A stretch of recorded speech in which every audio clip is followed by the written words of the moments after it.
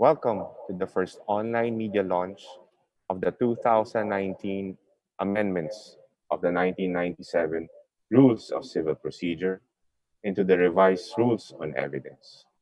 We would like to acknowledge the following guests who were able to join us today. Supreme Court Justices. We have Justice Estela M. Perlas Bernabe, Justice Marvic Mario Victor F. Leonen, Justice Alfredo Benjamin S. Caguiwa, Justice Alexander G. Gesmundo, Justice Jose C. Reyes,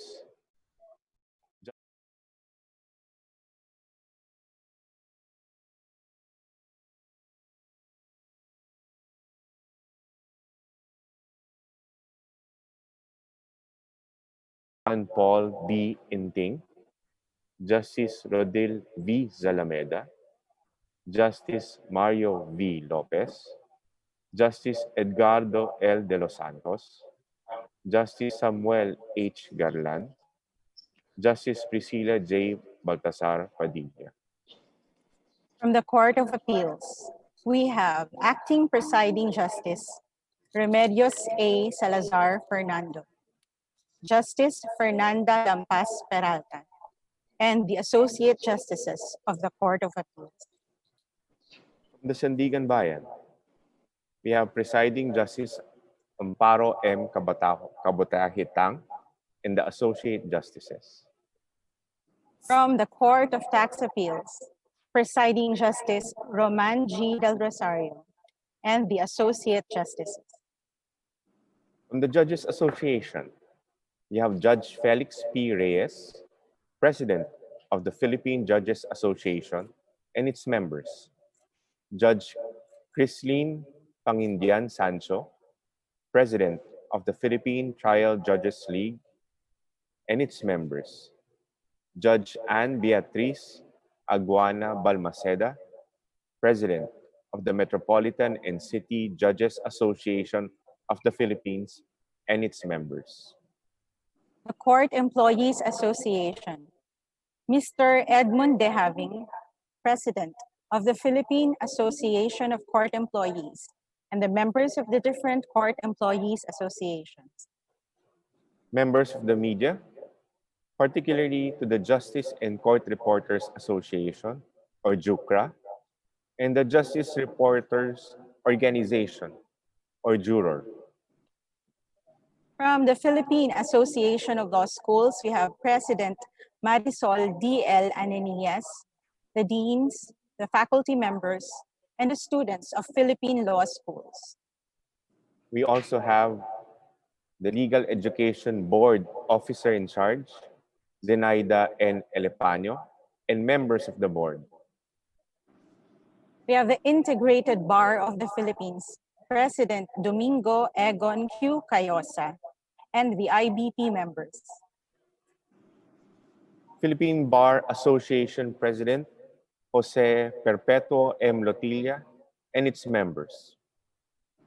Our development partners, the European Union, through the Justice Sector Reform Program, Governance and Justice, or GOJUST, and the United States Agency for International Development, USAID, through its implementing agency, the American Bar Association Rule of Law.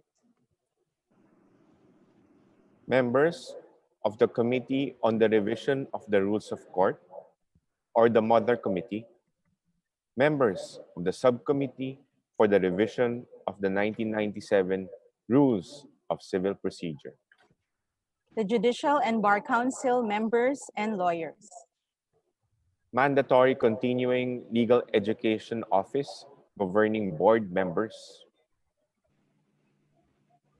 the Philippine Judicial Academy officers, Corps of Professors, and members of the Academic Council. of course, the Supreme Court officials and employees present today. Please rise for the Ecumenical Prayer, the singing of the National Anthem, and the Supreme Court hymn.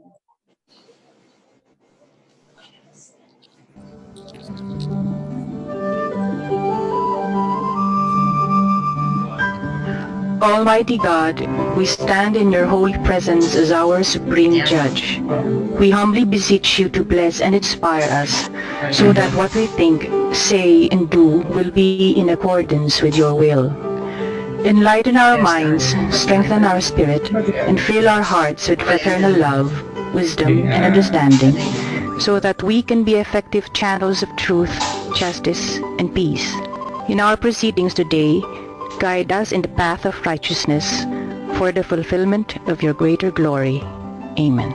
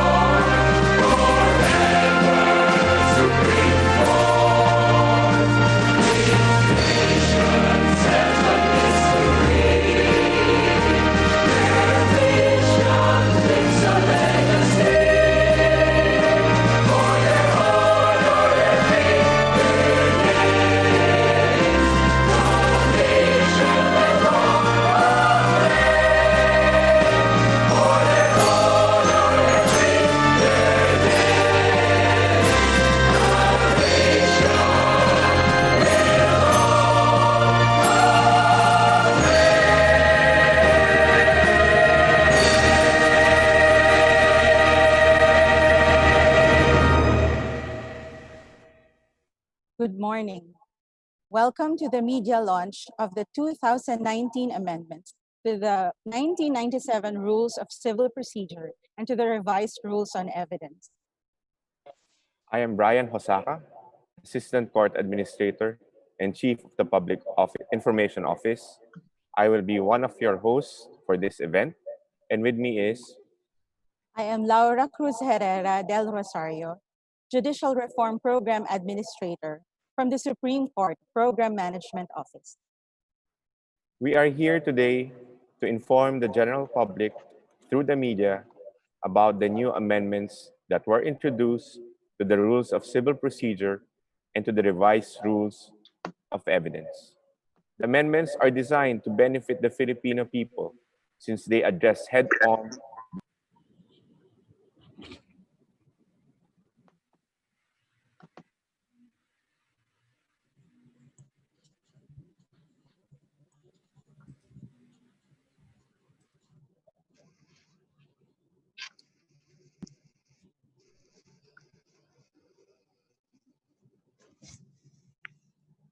The amendments are designed to benefit the Filipino people since they address head-on the twin problems of docket congestion and delays. Speedier proceedings will help in managing the heavy dockets of our courts since cases will be resolved much quicker. With the amendments, frivolous and baseless actions will be lessened, if not eliminated. The public and the ends of justice will surely be served by a more efficient judiciary.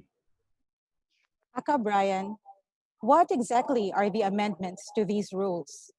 We will learn more about them as we listen to our speakers elaborate on these innovations. But before that, we would be treated to a video presentation on these topics. In doing so, we become witnesses to the commitment of the judiciary to work for the efficient delivery of justice through this media launch. And now, to formally welcome the participants, may I present to you the Honorable Jose Maidas P. Marquez, Court Administrator.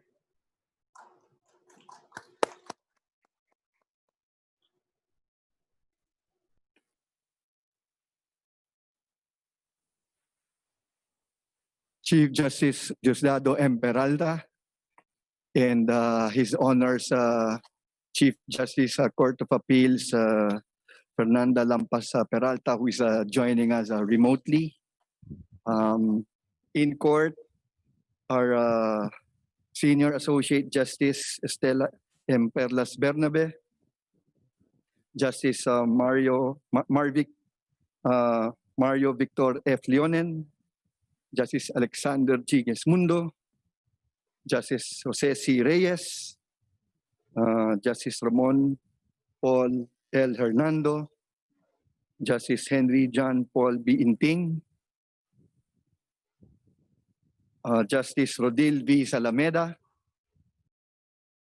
Eduardo L. De Los Santos. We are also joined by Justice Samuel Gerlan. We also have our presiding justices of our intermediate appellate courts, acting presiding justice of the Court of Appeals, Remedios Salazar Fernando, presiding justice of the Sandigan Bayan, Amparo Kabatahe Tang.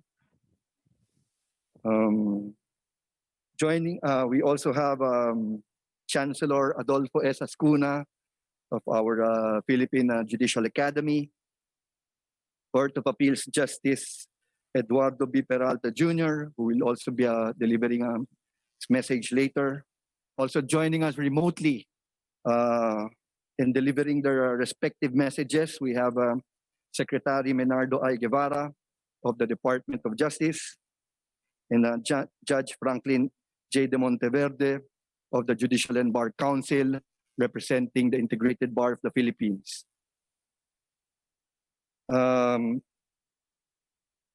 We also, of course, our other justices who are joining us remotely, judges, colleagues in the judiciary, and members of the legal profession, the media, ladies and gentlemen, both in court and remotely.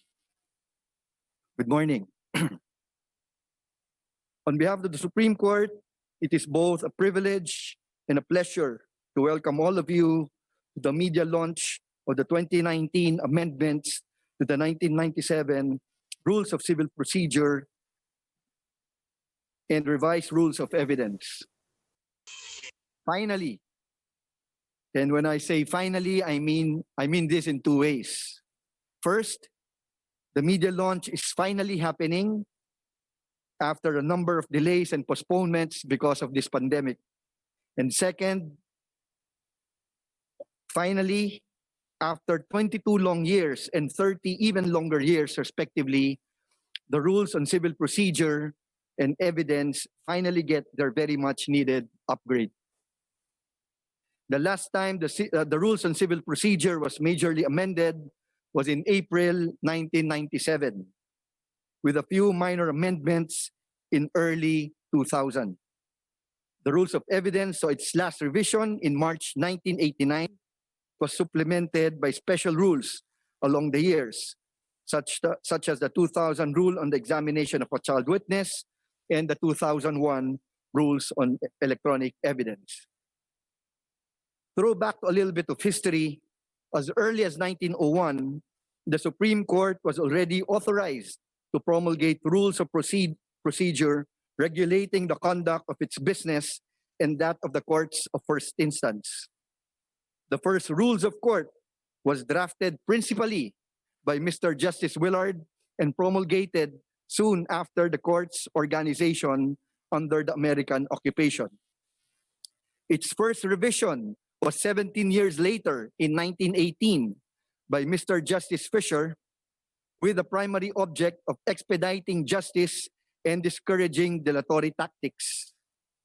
It will not be surprising if our incumbent Chief Justice Diosdado M. Peralta, is a descendant of both Justice Willard and Justice Fisher.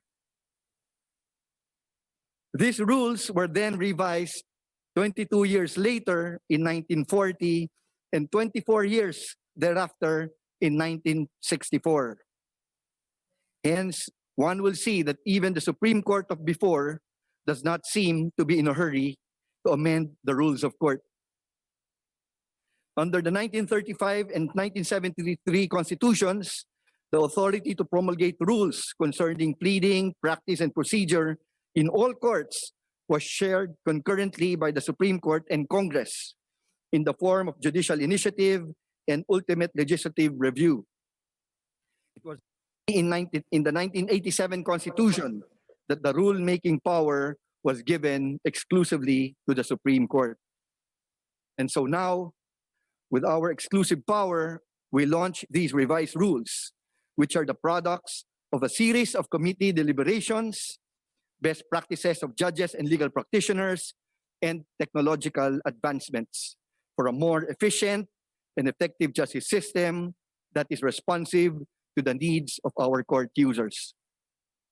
And before I close my opening remarks, let me just thank our development partners, the Go Just Governance in Justice program of the EU, and the American Bar Association Rule of Law Initiative of the USAID for their support to the judiciary on this worthy initiative.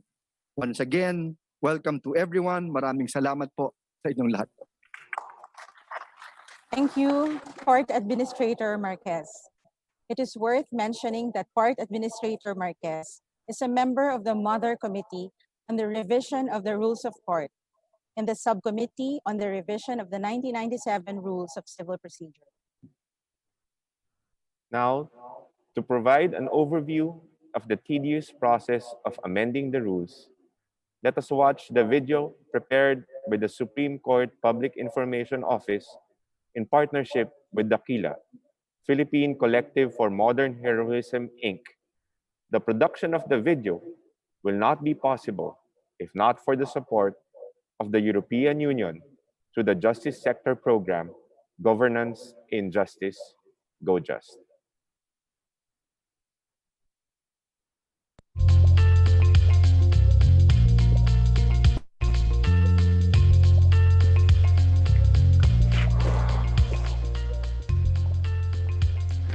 Sigurado ba tayo dito? Wala naman talaga tayong magagawa. Sabi nga nung pinsang kung nagkaroon na rin ng ganitong kaso, dapat dalhin natin ito sa korte. Sayang naman kung mawawala yung lupa nating pinaghirapan. Kailan pa ito matatapos? Siguradong ilang taon ang aabuti ng kaso. Tapos, wala pa tayong alam sa ganito. Halika, umuwi na lang tayo. Mag-isip na lang tayo ng iba pa natin pwedeng gawin. Sir, Mrs. Attorney Gabriel Santos po. Attorney, magandang umaga po. Magandang umaga po. sa inyo. Ano pong may paglilingkod ko? Attorney, pumunta po kami kasi rito para humingi ng tulong at payo. Kasi po may lupa po kami rito. Nung isang araw po may pumunta sa bahay at pinapaalis kami dahil iba raw pong may-ari ng lupa. Pinayuhan ho kami nung pinsang ko na lumapit sa korte. Paano po ba maumpisahan yung mga ganun? Simple lang naman po, sir. Nagsisimula po ang mga ganyang kaso sa pagsasampa ng isang complaint o paunang dokumento sa pagsampa ng kaso sa korte. Mawalang galang na po, attorney. Pero hindi po ba't inaabot ng ilang taon yung mga ganyang kaso? Nako, misis, huwag po kayong mag-alala. Ang kataas-taasang hukuman natin o Korte Suprema ay naglunsad ng mga programa para mapabilis ang paglitis ng mga kaso at mabawasan ang mga kasong nakabinbin sa mga korte. Isa sa mga programa ng Korte Suprema ay ang pag-amyenda sa 1997 Rules of Civil Procedure. Paano naman po kami matutulungan yan? Ang pag-amyenda po sa 1997 Rules of Civil Procedure ay ginawa para mapasimple ang daloy ng mga kaso sa korte at maiwasan ang mga bagay na nagpapatagal sa pagresolba ng mga ito. Tulad po ng nabanggit ko kanina, nagsisimula po ang isang kaso sa pagsampa ng isang complaint. Sa complaint po na ito, kailangan po ay nakalakip na agad ang mga ebidensya tulad ng judicial affidavits at iba pang supporting documents. Dati po kasi, sa trial pa po ilalabas ang mga ebidensya na yan, kaya mas humahaba ang proseso. Sa ilalim po ng naamyendahang rules, sa loob ng 5 araw pagkatapos masampa ang complaint sa korte, kailangan na po nitong maglabas ng tinatawag nating summons kung saan nakasulat ang utos ng korte sa defendants o sa kabilang partido na sagutin ang inyong complaint sa loob ng 30 araw sa pamamagitan ng isang answer. Tulad po ng complaint, kailangan po ay nakalakip na rin ang mga ebidensya tulad ng judicial affidavits at iba pang supporting documents sa answer ng defendant. Attorney, paano po makakatulong yung agarang paglakip ng mga ebidensya? Oo nga, attorney. Ano po bang ibig sabihin nun?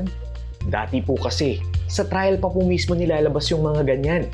Ngayon po na nakalakip na siya agad sa complaint at sa answer, agaran na pong makikita ng korte kung may sapat na basihan ng kaso at kung may makatotohanang depensa naman ng defendant. Sa bagay, attorney, mas mabilis nga kung ganun.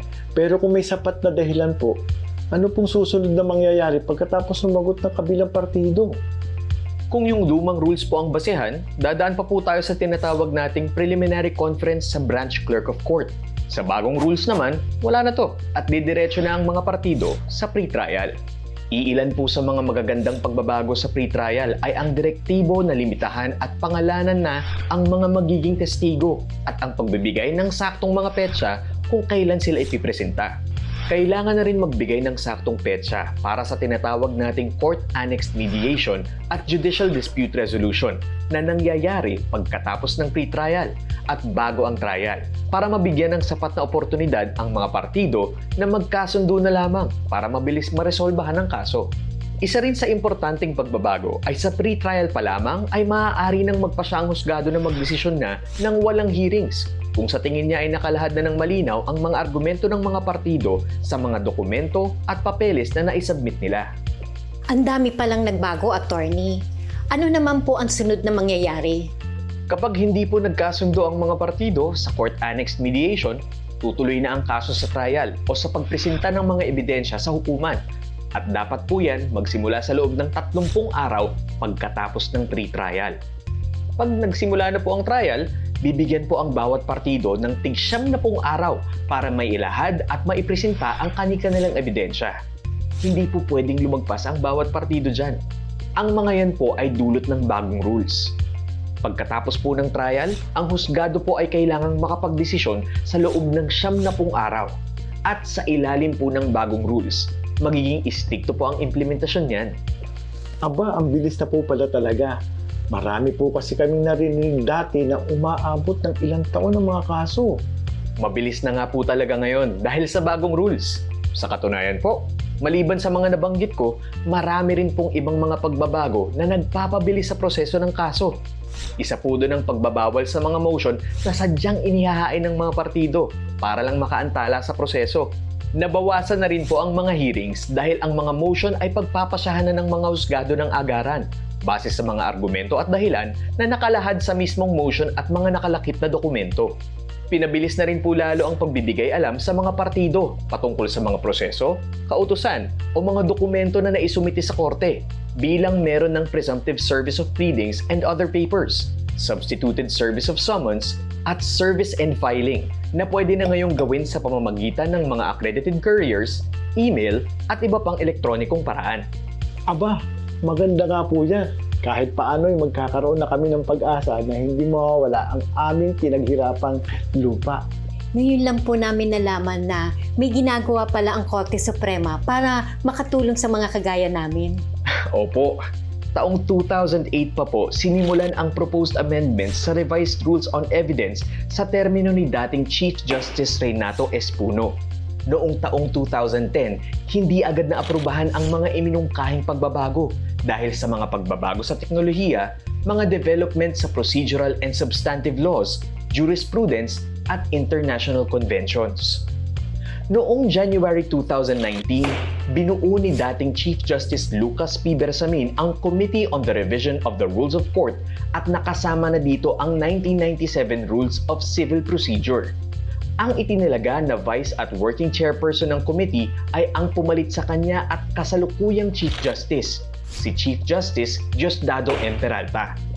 Ang mga iminungkahing pagbabago ay inaprubahan ng Court on Banc noong October 8 at 15, 2019. Naging epektibo ang revised rules of civil procedure and evidence noong May 1, 2020.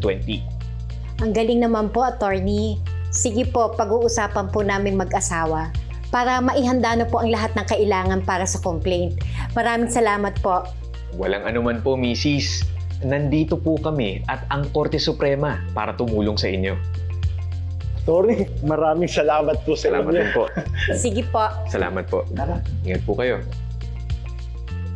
Makakaasa kayo na ang mga pagbabago na ginagawa ng inyong Korte Suprema ay para sa benepisyo ng mga mamamayan upang mapabilis ang pag-usad ng mga kaso at mabawasan ang mga kasong nakabinbin sa mga korte.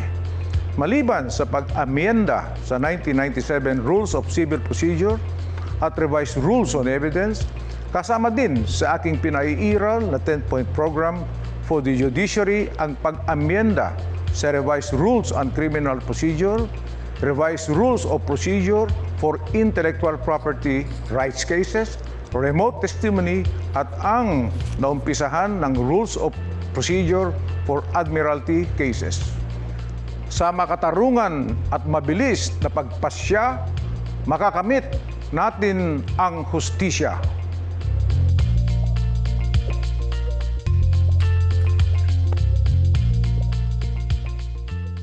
Again, we would like to thank our development partners, the European Union through the Justice Sector Reform Program, Governance in Justice, or GoJust, for supporting the video production. We would like to inform everyone that there are still 2 videos on civil procedure and evidence that are currently in the intermediate stages of development. The video that was shown earlier will not only serve its purpose here during the media launch, but along with the other 2 videos, shall be used for further information dissemination. We would like to acknowledge the invaluable contribution of Judge Jose V. Covarrubias III, presiding judge of the Municipal Trial Court in Cities MTCC Branch 1, Maykawayan, Bulacan, for the presentation and review of the scripts for the video that was shown earlier and the video on civil procedure. The PIO worked with Judge Covarrubias because of his vast experience in television script writing prior to becoming a lawyer and eventually joining the judiciary. I'd also like to express our appreciation to Justice Maria Filomena D. Singh, Associate Justice of the Court of Appeals and a member of the Subcommittee on the Revision of the 1997 Rules of Civil Procedure, for her outstanding work in the preparation and review of the script for the video on evidence. Indeed, thank you very much, Justice Singh, for helping us with the script for the video on evidence. As Attorney Del Rosario mentioned, the 2 other videos which are currently in production will hopefully be finished soon and will be used for information dissemination and for training purposes. We also wish to acknowledge the members of the Committee on the Revision of the Rules of Court for SC Memorandum Order 80-2019. Chairperson, we have Chief Justice Diosdado M. Peralta, Vice Chairperson, Justice Estela M. Perlas Bernabe, members, Justice Alfredo Benjamin S. Caguiwa, Justice Alexander G. Gesmundo, Justice Ramon Paul L. Hernando, Justice Secretary Menardo I. Guevara, Justice Adolfo S. Ascuna, retired, Justice Romeo J. Callejo Sr., retired, Court Administrator Jose Maidas P. Marquez, Attorney Ramon S. Esguera, Attorney Francis Ed Lim, Attorney Tranquil Gervasio S. Salvador III, Attorney Victor N. Alimuro, Consultant Justice Francis H. Ardelesa, retired, Secretariat Attorney Al-Azri J. Mohammad Sali, Attorney Antonio Cesar R. Manila, and Attorney Camille Sue May Elting. The Subcommittee for the Revision of the 1997 Rules of Civil Procedure for Supreme Court Memorandum Order Number 04-2019 is composed of the following. Chief Justice Diosdado M. Peralta. Vice Chairperson, Justice Alexander G. Gesmundo. Members, Justice Francis H. Hardelesa, retired, Justice Alfredo Benjamin S. Caguiwa, Justice Fernanda Lampas Peralta, Justice Maria Filomena D. Singh, Justice Magdangal M. De Leon, retired, Court Administrator Jose Maidas M. Marquez, Judge Jose Lorenzo R. De La Rosa, Judge Nino Delvin E. Embuscado, Attorney Ramon S. Esguera, Attorney Tranquil Gervasio S. Salvador III, Attorney Regan G. Yuliong, Attorney Ralph Jerome D. Salvador, and Attorney Camille Sue May Elting. Attorney Del Rosario, earlier it was asked what exactly are the amendments to the rules. Are there significant changes? To discuss the salient features of the 2019 amendments to the 1997 Rules of Civil Procedure, we are honored to present the Vice Chairperson of the Subcommittee on the Revision of the 1997 Rules of Civil Procedure, member of the Committee on the Revision of the Rules of Court, or Mother Committee, and Associate Justice of the Supreme Court, the Honorable Alexander G. Gesmundo. I can remove my mask.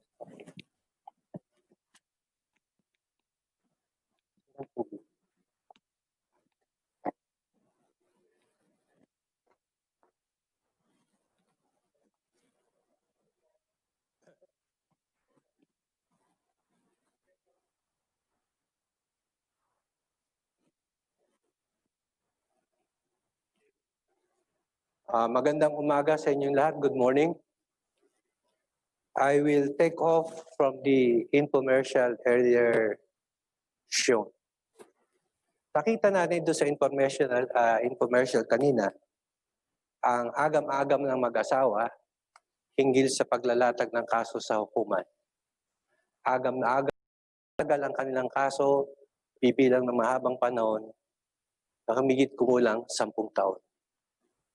Ang maagam-agam na ito ang naging focus ng pagbabago o revision ng ating rules on civil procedure. Pasimula, ayon sa saligang batas ng ating bansa, ang kataas-taasang hukuman ay binigyan ng kapangyarihan na bumalangkas na mga pamamaraan At ang mga pamamaraan na ito ay siguraduhin na mabilis, makatarungan, at hindi magastos. Kaya't nang binulangkas namin ang Rules on Civil Procedure, the 2019 rules, ay sinalang-alang namin ang mandato ng saligang batas. Kaya dito makikita natin na espesipikong tinututukan ng mga pagbabago o revision ang mga agam-agam na iyan. Sa pagbalangkas ay ginamit namin mga sangkap, ang mga pagbabago, technological advances, mga pamamaraan na nakita natin sa ibang jurisdiksyon na maaaring gamitin sa ating lokal na jurisdiksyon, ayon sa ating pangangailangan, ang mga pagbabago sa batas, desisyon na nakaraan ng ating kataas-taasang hukuman, at ang mga international convention na tayo ay kabahagi.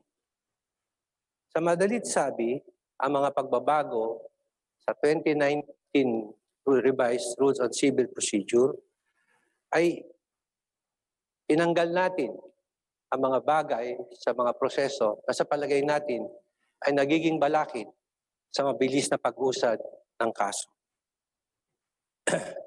At pangalawa, ay ginawa natin na ang mga hukom ay maging masigasig sa pag-aksyon o sa pagpuproseso ng kaso sa mga hukuman. Ang malaking mga pagbabago, bagamat nabanggit na sa infomercial, ay ang mga sumusunod. The major amendments includes the rules on pleadings, specifically on the contents of pleadings, period to file pleadings, filing and service of pleadings, motions, and other court submissions, the service of summons, motions, the rules on pretrial, and the period of trial. Iisa-isahin ko po ang mga pagbabagong ito. Una, tungkol sa pleadings. Sa lumang provision ng civil procedure, hindi po kinakailangan na ang mga dokumento, halimbawa ang reklamo or complaint o ang sagot ng partido sa isang kaso, ay isama ang mga patotoo o ebidensya na susuporta sa kanilang aligasyon. Halimbawa, ang complaint ng plaintiff, kinakailangan lamang allege ng ultimate facts. Isalaysay ang kanyang mga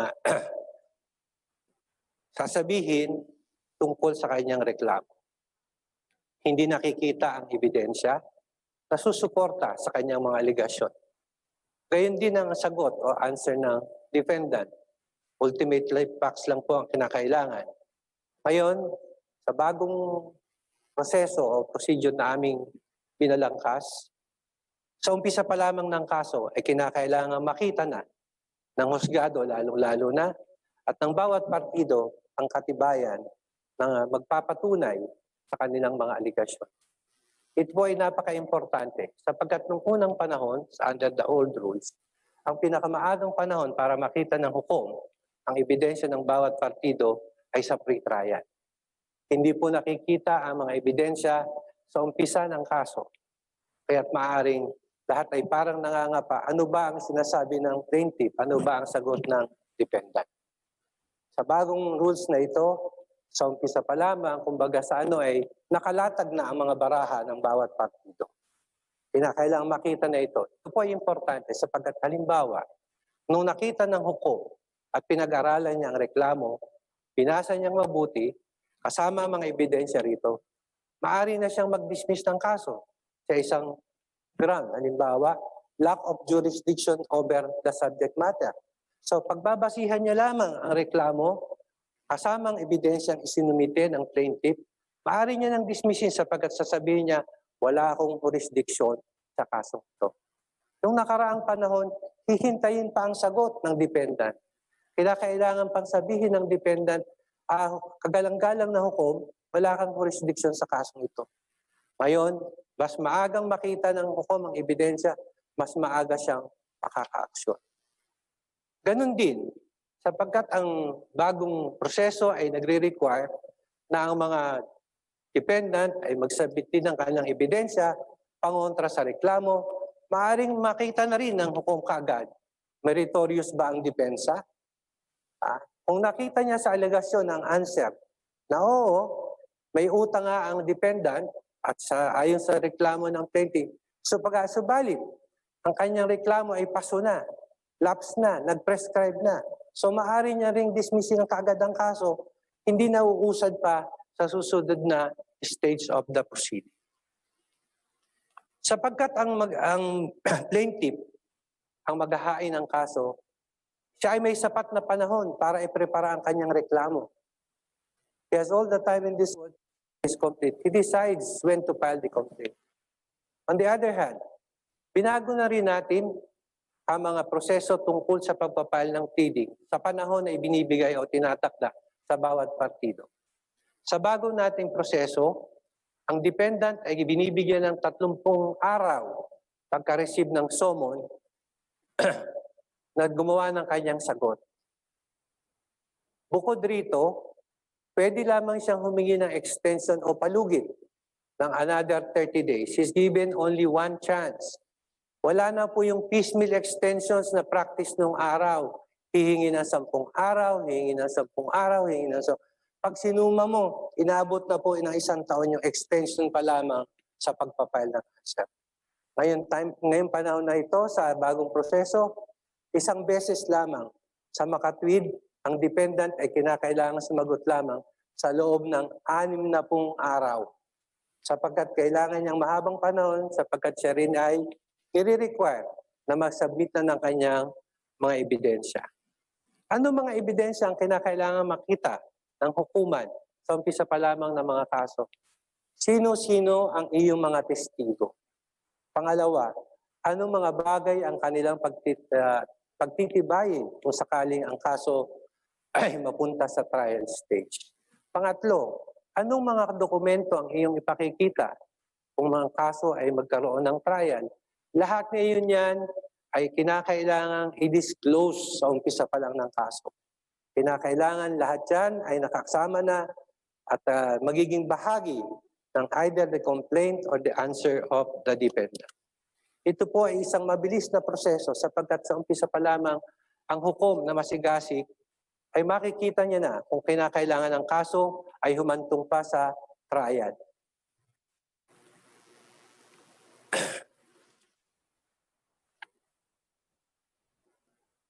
Reply. Binawasan na po namin ang mga pleading na kailangan i-file ng bawat partido. Sa lumang rules, under the old rules, the plaintiff is allowed to file a reply.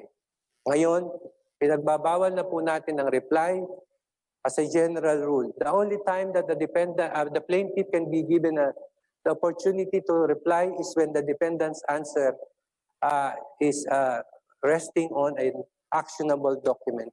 Kung ang defendant po ay nagpakita sa kanyang sagot ng dokumento, kinakailangan pong pagbigyan ang plaintiff na sagutin ito. Sapagkat kung di niya po gagawin yan, sa rules on evidence, deemed admitted na po yan dokumentong yan. Ito po ay naayon sa desisyon ng Korte Suprema sa Bilus versus Court of Appeals na amin ang ginawang bahagi ng rules of procedure sa civil cases. Ngayon, sa pagpapile po ng pleadings at saka mga motions, binago po natin ang mga pamamaraan kung paano mag-serve or mag-file ng pleadings.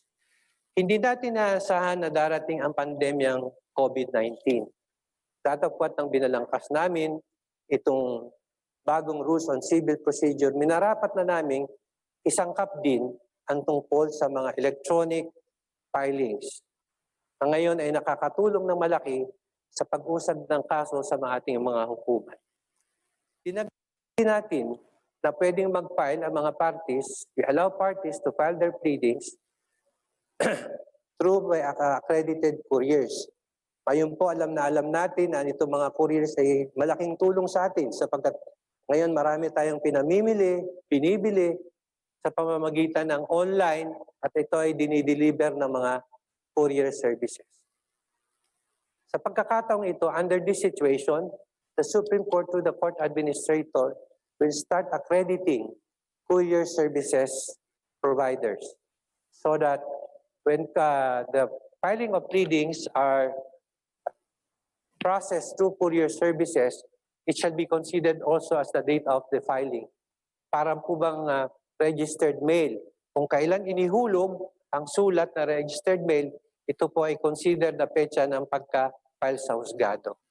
Hindi po natin tinanggal yung personal service. Ang priority pa rin natin para mapabilis ay personal service. Bakit natin inadapt yung electronic or technology? Maraming transaksyon na ngayon na nabubuo at natatapos sa pagpapalitan lamang ng email ng mga bawat partido. Kung kaya kinakailangan natin mag-adapt to the innovations because technology is there, we cannot avoid it.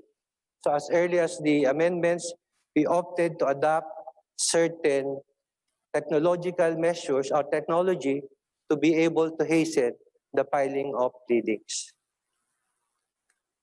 Susunod po, service. Yung pong pagpapadala ng pleading sa mga kalaban sa kaso, pinayagan na rin po natin ang accredited courier services. Pinayagan din natin ang electronic mail or email and pinayagan din natin ang facsimile transmission. O maraming paraan, ibang paraan by electronic means. Bakit po natin ginawa ito? Sapagkat mabiberifika po natin kung ito ay natanggap ng bawat partido, kung ipinadala by electronic means, facsimile transmission, or other modes of electronic transmission. Number 5, isinama po din natin pag-serve ng mga pleadings ang motion, ang mga international service conventions. Ang halimbawa po nito ay Hague Service Convention. At the moment, the reality is that there are a number of Filipinos working overseas, but who would have no choice but to be involved in a litigation in our courts. To be able to hasten the service of documents or other pleadings, we are now allowing and recognizing the service conventions.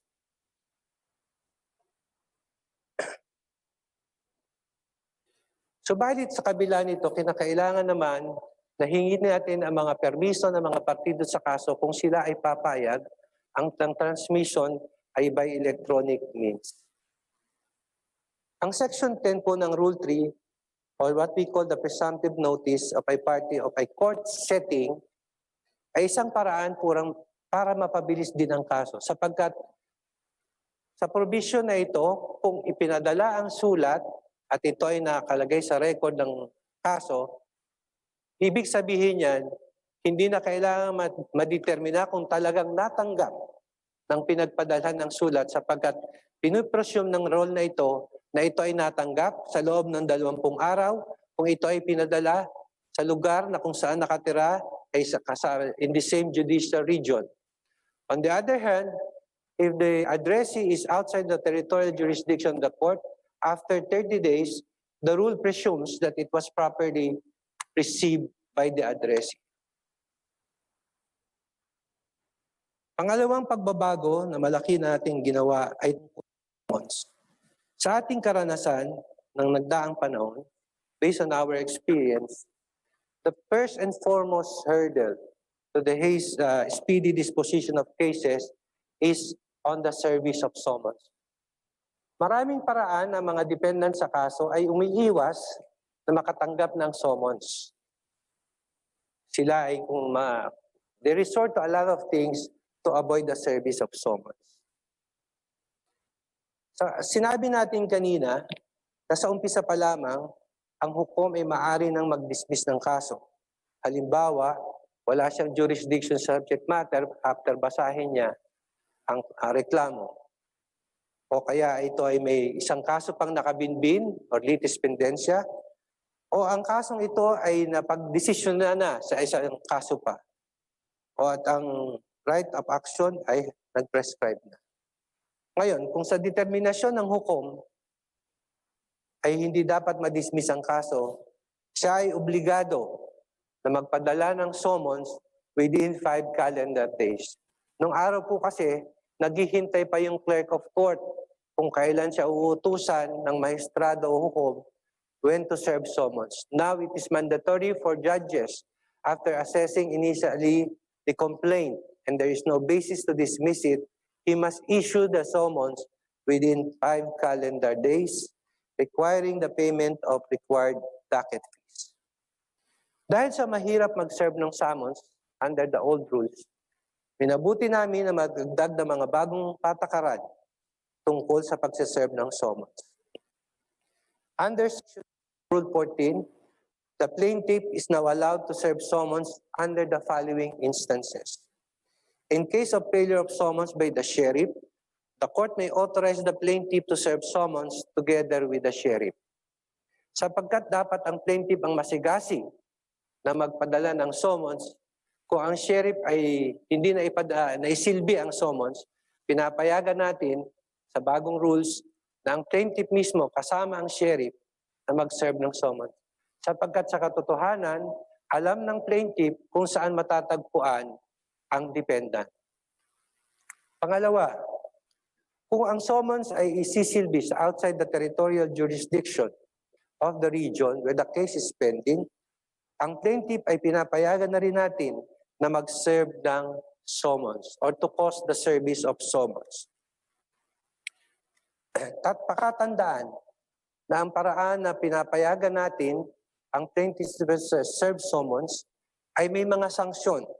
Under Section 3 of Rule 14, if the plaintiff misrepresents that the defendant was served summons and it is later provided that no summons was served, the case shall be dismissed with prejudice, the proceeding shall be nullified, and the plaintiff shall be meted appropriate sanctions. Mahigpit po yan sapagkat niluwagan natin na ang plaintiff ay makapag-serve ng summons, kinakailangan naman nating higpitan ang kanilang responsibilidad kung sila ay lumabag sa kautusan na dapat nilang iserve ang summons properly. Gayon din po, kung hindi ma-serve personally ang summons, iniluwagan din natin ang substituted service of summons. If we cannot effect personal service, the rule allows substituted service of summons. But we have realized over the years, also based on the old rules, that there are a number of obstacles to effect substituted service of summons. Halimbawa po, kung ang dependent ay nakatira sa isang subdivision na gated o isang condominium, sa lobby pa lamang o sa entrance po lamang, ay pinagbabawalan ang sheriff makapasok. So paano niya po maiseserve ang summons personally? Sa pagbabago naming inakda, pinapayagan natin ang service of substituted service of summons, pero may mga sitwasyon na kinakailangan natin na siguraduhin na ang pinagbigyan ng o nakatanggap ng summons ay may kwalifikasyon.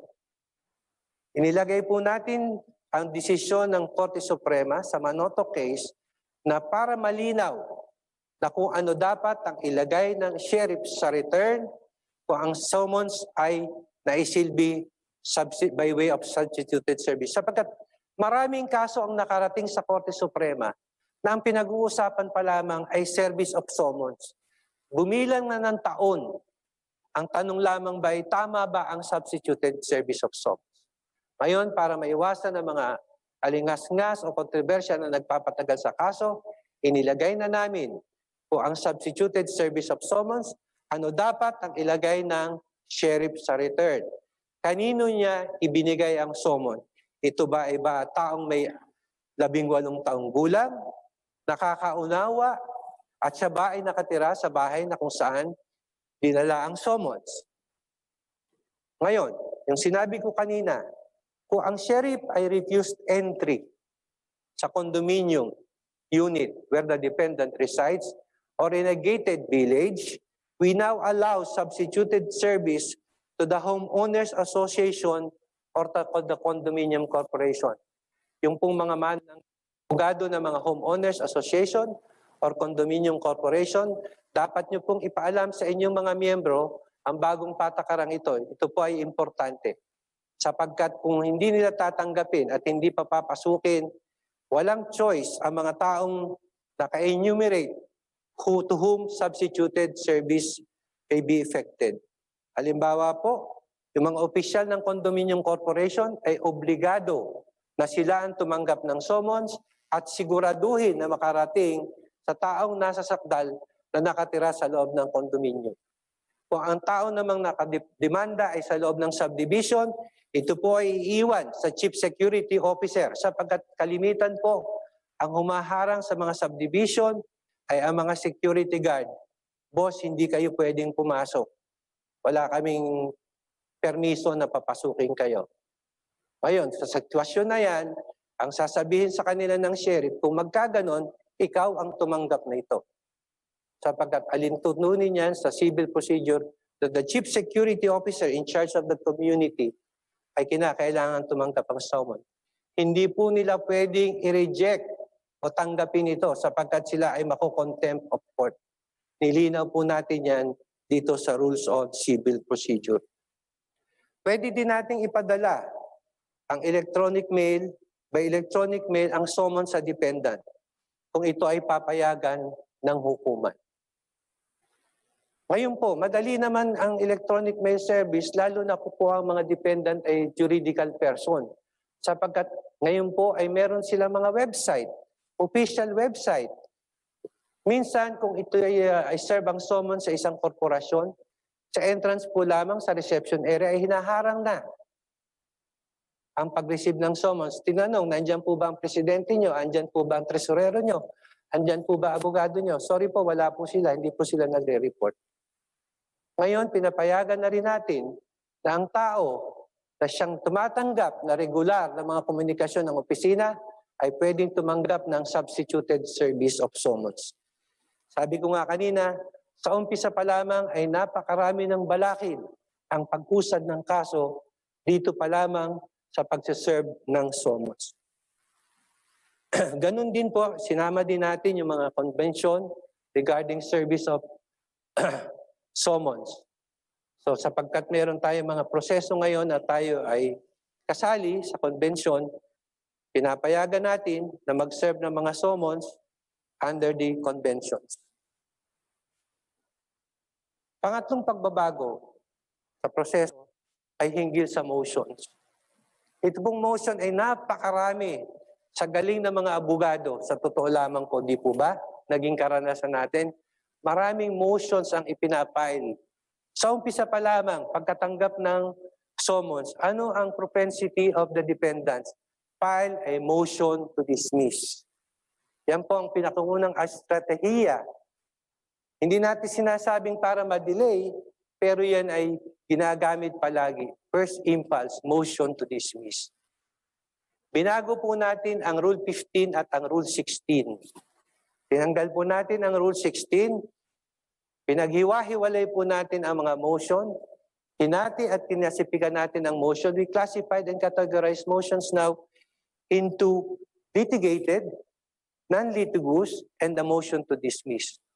Dito sa motion, non-litigious motions especially, we are now empowering the judges to resolve ex parte because these motions do not affect the substantial right of the adverse party.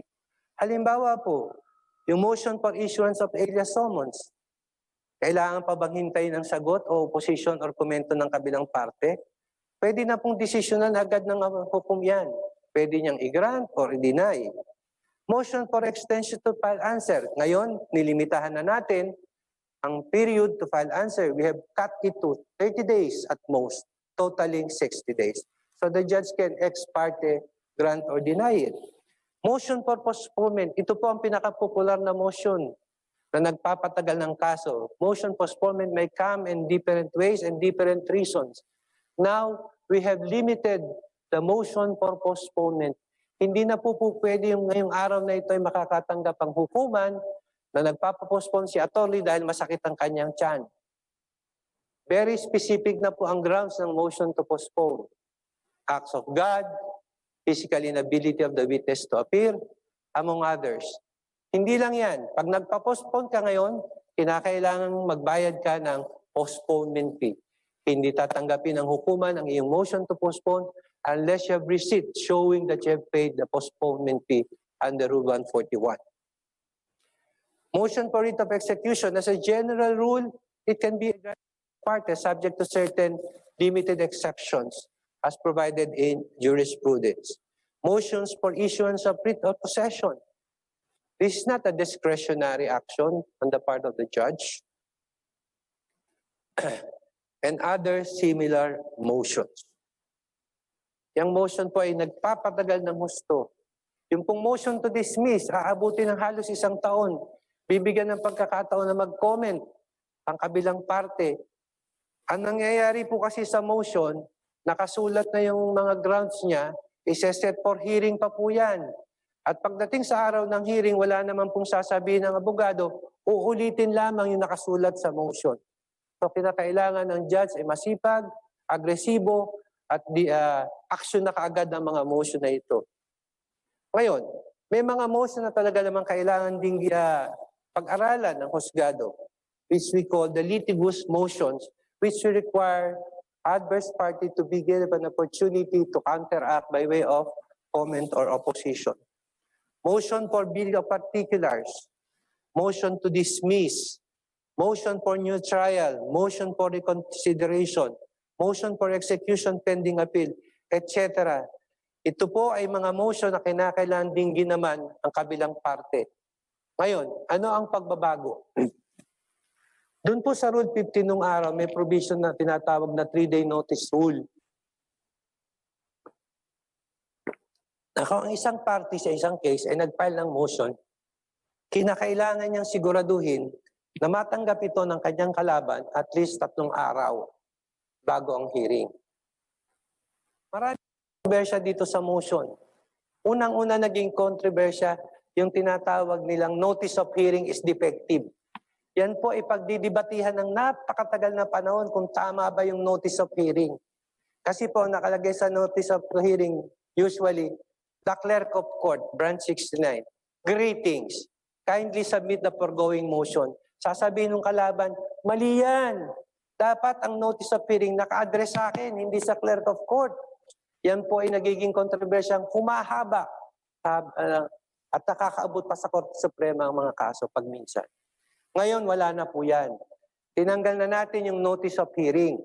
Sapagkat ngayon, pag natanggap mo ang motion which is litigious in nature, obligado ang adverse party na mag-file ka kaagad ng iyong opposition or comment. Hihintayin po yan ng judge sapagkat merong fixed period within which the adverse party should file his comment or opposition to this litigious motion.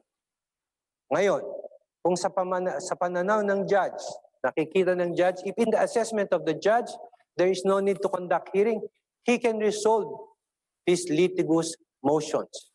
Ngayon, if he needs to clarify something, then he can set the case for clarification hearing. And after that, he can resolve these litigious motions. Sa Section 12, Rule 15, we have enumerated the prohibited motions. We have realized that over the period, these motions are putting up obstacles to the speedy disposition of the case, the speedy disposition of cases. The motions to dismiss are now very limited to what is provided for in Rule 9, Section 1, which is consistently recited in the other rules. But the only grounds for filing a motion to dismiss are the court has no jurisdiction over the subject matter. There's a pending action between the same parties or litis pendentia. The cause of action is barred by prior judgment or statute of limitation, res judicata, prescription. Because these are non-waivable grounds. This can be raised at any time or stage of the proceeding.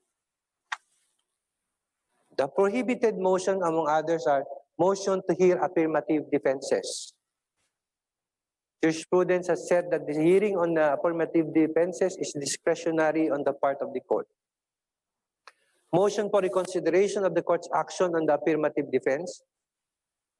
Motion to suspend hearings without temporary restraining order or injunction issued by a higher court.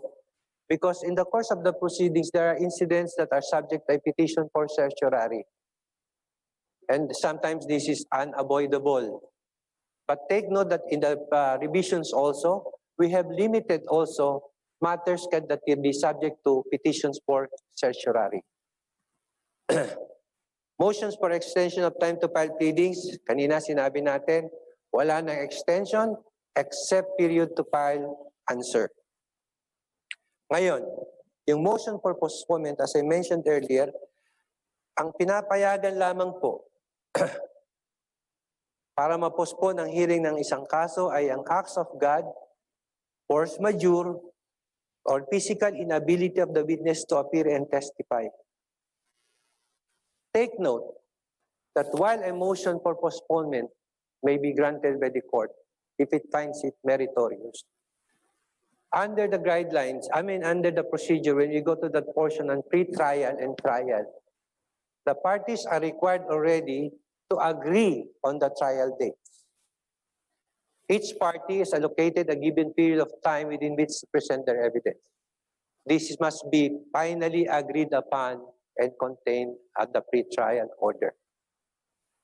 If a party,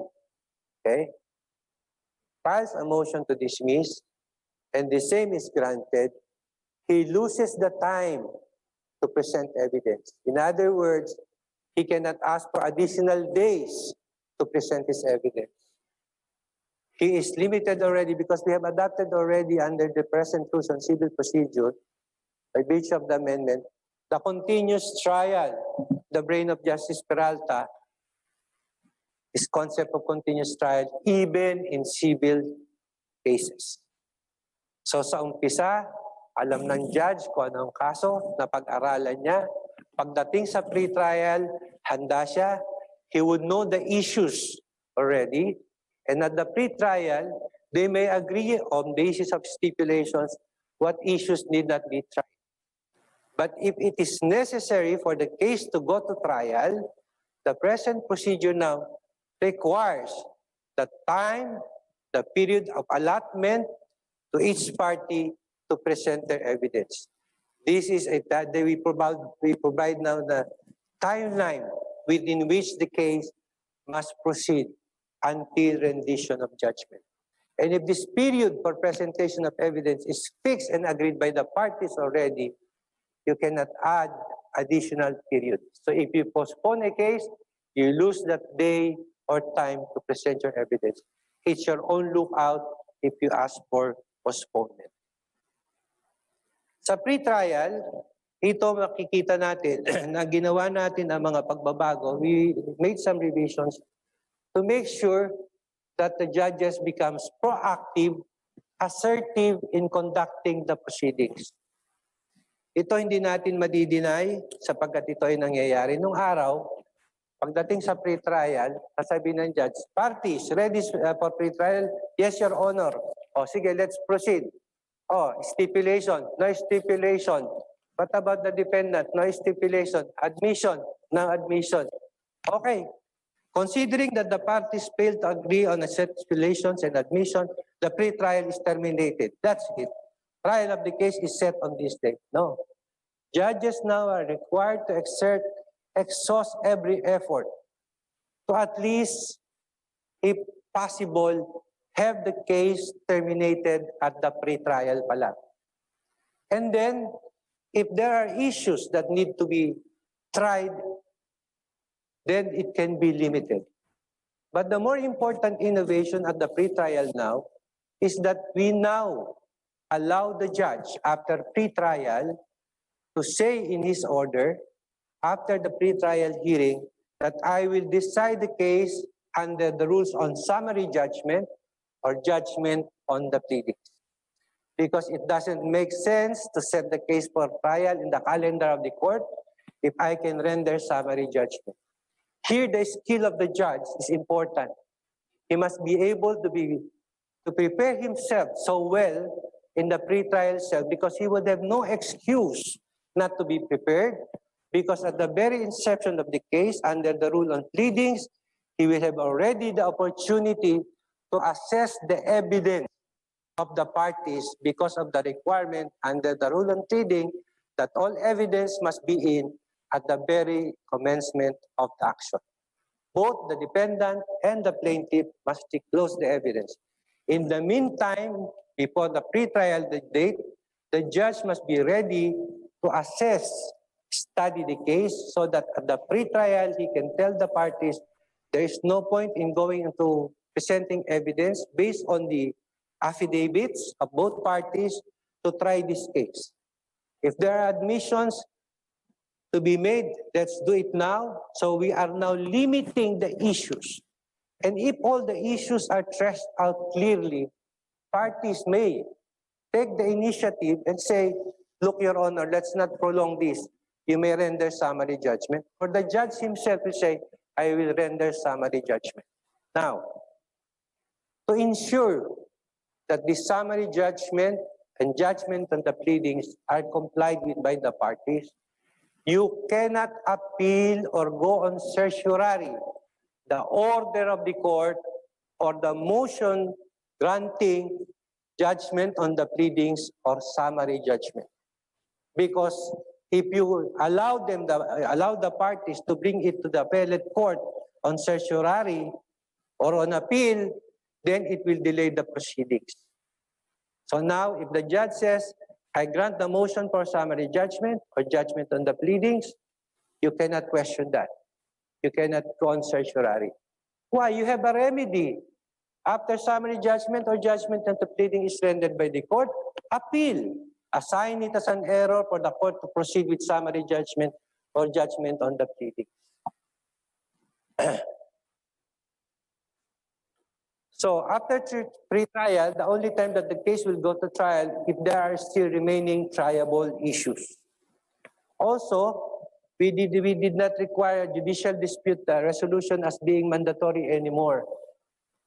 And we reversed the proceeding. First, there should be a pre-trial, and then the judge, will say, okay, if there are triable issues, you might avail of the court annex mediation only after pre-trial, limiting already the issues that must be referred to court annex mediation. We did away with judicial dispute resolution because normally the judge will do what the experience has been that, yung judge who had judicial dispute resolution will not try the case. He will pass it into the other judge and he will in exchange give a more complicated case.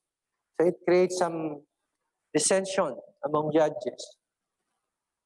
As I said earlier, under the rules on trial now are continuous. The trial date should be fixed and the period is 90 days for each party to present evidence. So sabi nung mag-asawa kanina, ang agam-agam nila, yung kanilang simpleng kaso tungkol sa lupa ay abuti ng 10 taon. Hindi na po. Sapagkat pinix na natin ang period to present evidence. Each party is given 90 days. That means totaling 180 days for the presentation of parties' evidence. So within a period of 6 months or 180 calendar days, the trial or the presentation of evidence should be terminated. Why is this feasible? Because if at the pre-trial, the parties, through the efforts of the judge, is able to limit the triable issues, then there is no need for prolonged trial period. If the judge is so successful, limiting the issues during the pre-trial, encouraging parties to enter into stipulations or admissions, the trial period will be shortened because the period will be spent only for those remaining triable issues. With that, maraming salamat po at magandang umaga. Minabuti ko na magsalita sa Filipino Tagalog sapagkat sinabihan ako ng ating audience ay mamamayang Pilipino at hindi lahat abogado. So maraming salamat po. Maraming salamat po, Justice Hesmundo, at sa pagpapaliwanag niyo po sa ating wika dahil buwan din ng wika po ngayon. We have heard the amendments to the 1997 Rules of Civil Procedure. It is about time that we hear the discussion about the amendments to the 1989 Revised Rules on Evidence. May I call on the Honorable Edward Peralta Jr., Associate Justice of the Court of Appeals.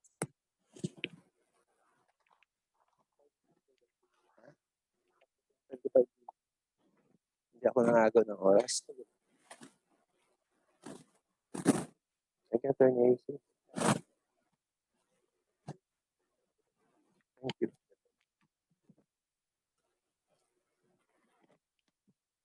Good morning. To a short PowerPoint presentation, we intend to deliver to you in 16 slides yung tungkol sa amendments to the 1989 Revised Rules on Evidence. And ang snapshot. Thank you.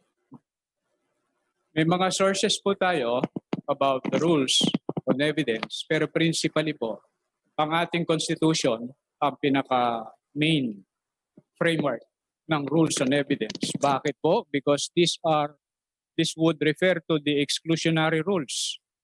Yesterday, I think there was an upload of a recent decision from the Honorable Supreme Court regarding the case of People versus Sapla on June 16, 2020. Ito po yung unreasonable search and seizure po with some dissents. Pero yun po ang essence dito is yung validity ng search po. So that would be premised dun sa 1987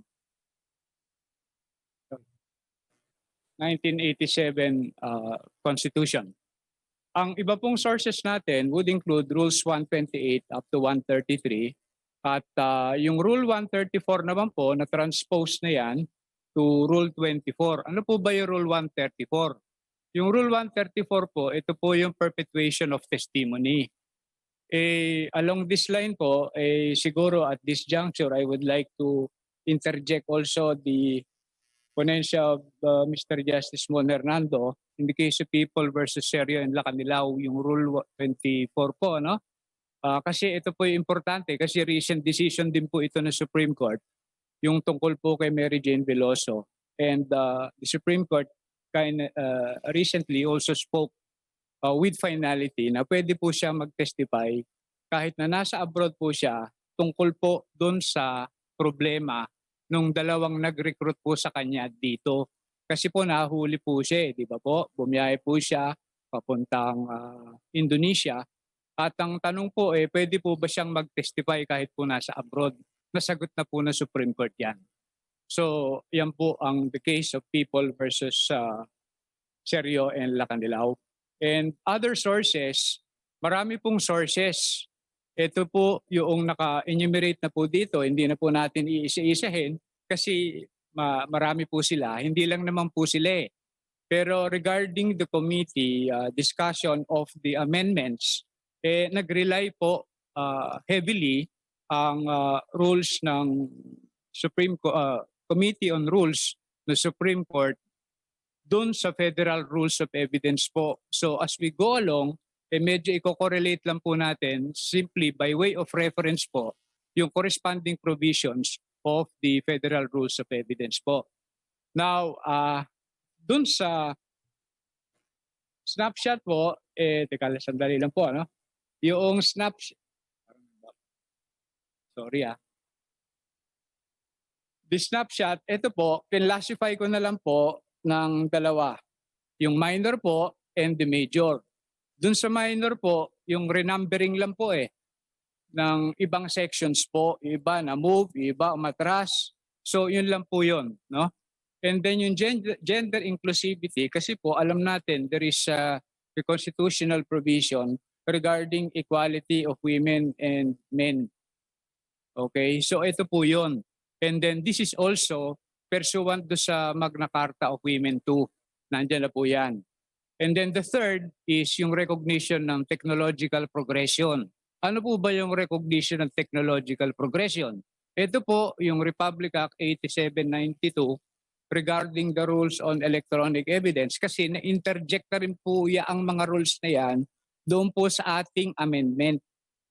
And then ito po recently, the Supreme Court also came out with a new rule pero sa pandemic lang naman po ito about the remote notarization of paper documents. Yung notary public po under quarantine, so paano po yung notarization po? And there was already the rule.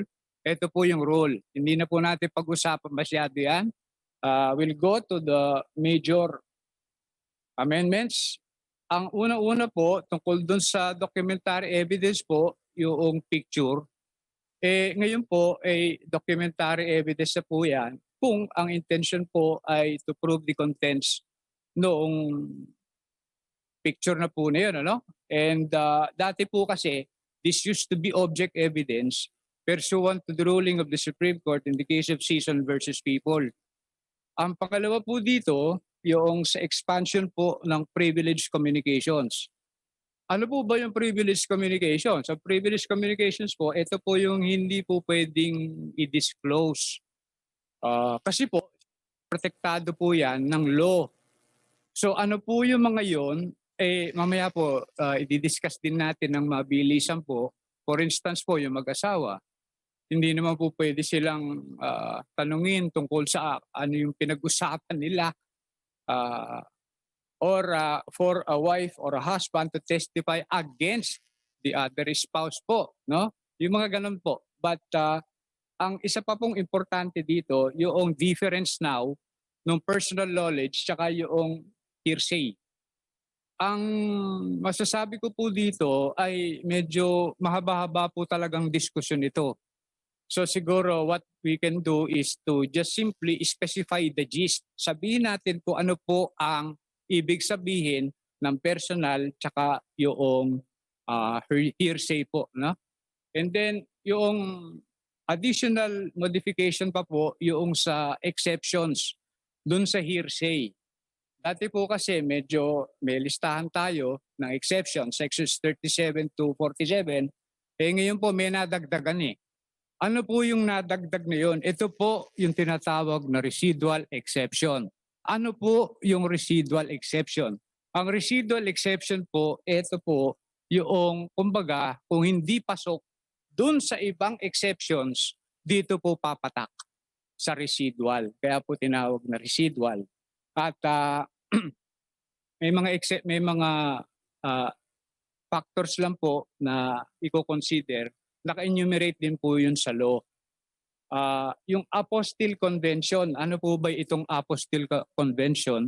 Ito po yung treaty na pinag-usapan po ng Pilipinas tsaka yung ibang mga bansa para po yung dokumento ay treated as a public document na po at kasi po dati kasi medyo mahirap kumuha ng mga papeles galing abroad po para gamitin po dito sa Pilipinas or vice versa po from the Philippines abroad. Ito po ang sagot doon sa usual problem po ng ating mga kababayan po, ano, as well as other foreigners too. And then, ano po pa yung additional po is yung modes of impeachment po. Ano po ba yung impeachment? Yung impeachment po, ito po yung pag-question doon sa kredibilidad ng isang testigo. Meron pong paraan dyan, medyo iklian din po natin ang diskusyon. At ang dagdag pa po ay yung burden of evidence. Ano po ba yung burden of evidence? Kasi iba yung burden of evidence sa burden of proof. I-discuss ito shortly dun sa Rule 131. And then yung sa oral offer, objection, and ruling, dati po kasi medyo may konting impediments dito kasi the lawyers will sometimes request for a written objection or written offer. And then sometimes the judge will make a reserved ruling on the offer as well as the objection. Ito po, na-address na po ng current rule by making it simple by expecting lawyers to make an oral offer, oral objection, and for the judge to make an oral ruling. Pero po, as judges, meron pa rin pong konting reservation po dun sa ruling. Checkin lang po natin yung corresponding provision. Ang pinakahuli po na amendment lang po ay yung factors na i-consider pagka ang testigo po na nakaupo sa witness stand ay expert. Ito po, marami po kasi ditong factors eh. Itong factors na po na ito, medyo mamaya na lang po natin pag-uusapan po, no? So, for the next slide,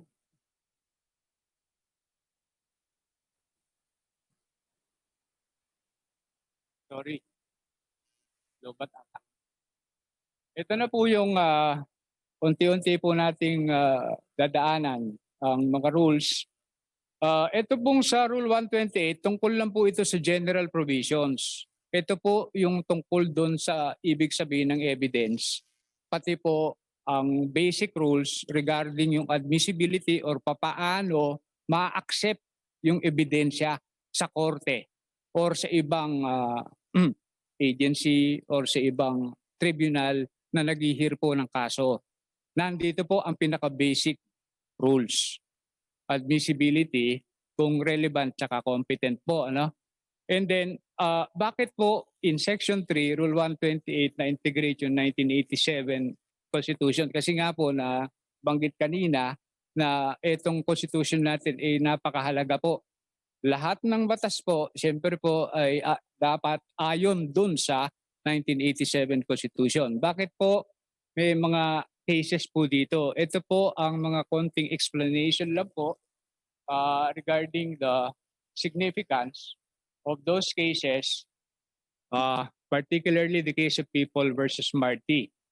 Lundagan po natin itong Rule 129 kasi po, sabi ko kanina, sa Rule 128, merong rules on evidence na kinakailangang pag-aralan para ipresenta ang ebidensya.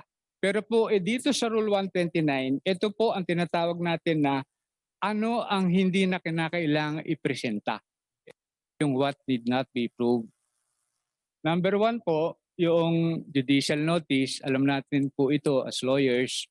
The second one, judicial admission. At magtataka po tayo, bakit po meron tayong tinatawag na presumption, wala naman doon sa Rule 129.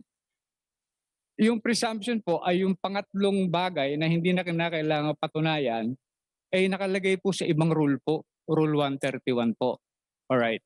Now, ang amendment po dito ay bukod doon sa insertion ng national government, ang mahalaga po dito ay kailan ba nagkakaroon ng judicial notice. Sa hearing po ito madalas at to underscore the change, inilagay na po ang pre-trial conference. Niliwanag lang po. At yung initiative naman po, kanino po ba manggagaling yung judicial notice? Ang judicial notice po ay manggagaling doon sa korte din or yung sa party. Meaning, tatawagin ng, or rather, the party through the lawyer will call the attention of the court for the court to take judicial notice. Para saan po ba ang hearing ng judicial notice na po yun? Ang purpose po ng hearing ay hindi po para magpresenta ng ebidensya. Bakit po? Kasi ang judicial notice nga po ay hindi na kinakailangan patunayan eh. Ngayon kung magpe-presenta tayo ng ebidensya, di hindi na po judicial notice yun. So ang hearing po ay para pakinggan lang ng korte yung propriety of taking judicial notice. Pang-apat po, rather, ito sa Section 4 naman of Rule 129, ito po yung tinatawag na judicial admission. Yung judicial admission, delikado po yan prejudicial po yan, unfavorable to the declarant, so it can be received in evidence against the declarant. Ang pagbabago po dito ay yung wordings lang po. Pero yung essence po, pareho din. Ito pong imputed admission or that there was no such admission made po. Ano?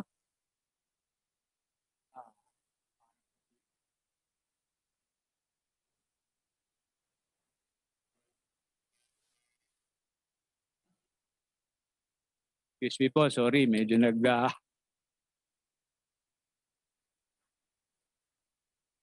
sorry.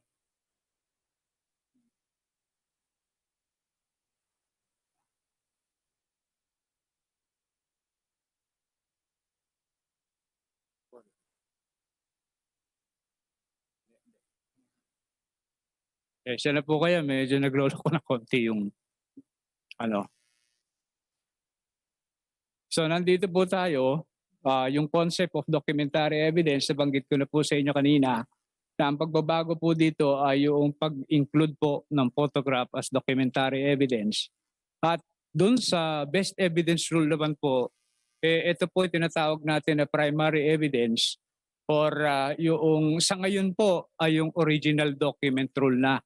Kasi po, ang pananaw po ng Committee on Rules tungkol dito ay parang misleading po to refer to the best evidence because it seems to suggest na the best evidence rule is applicable to all types of evidence, pero hindi naman po. So, ang intention po ng rule is to utilize the precise terminology, and the precise terminology there according to the committee was the original document rule po.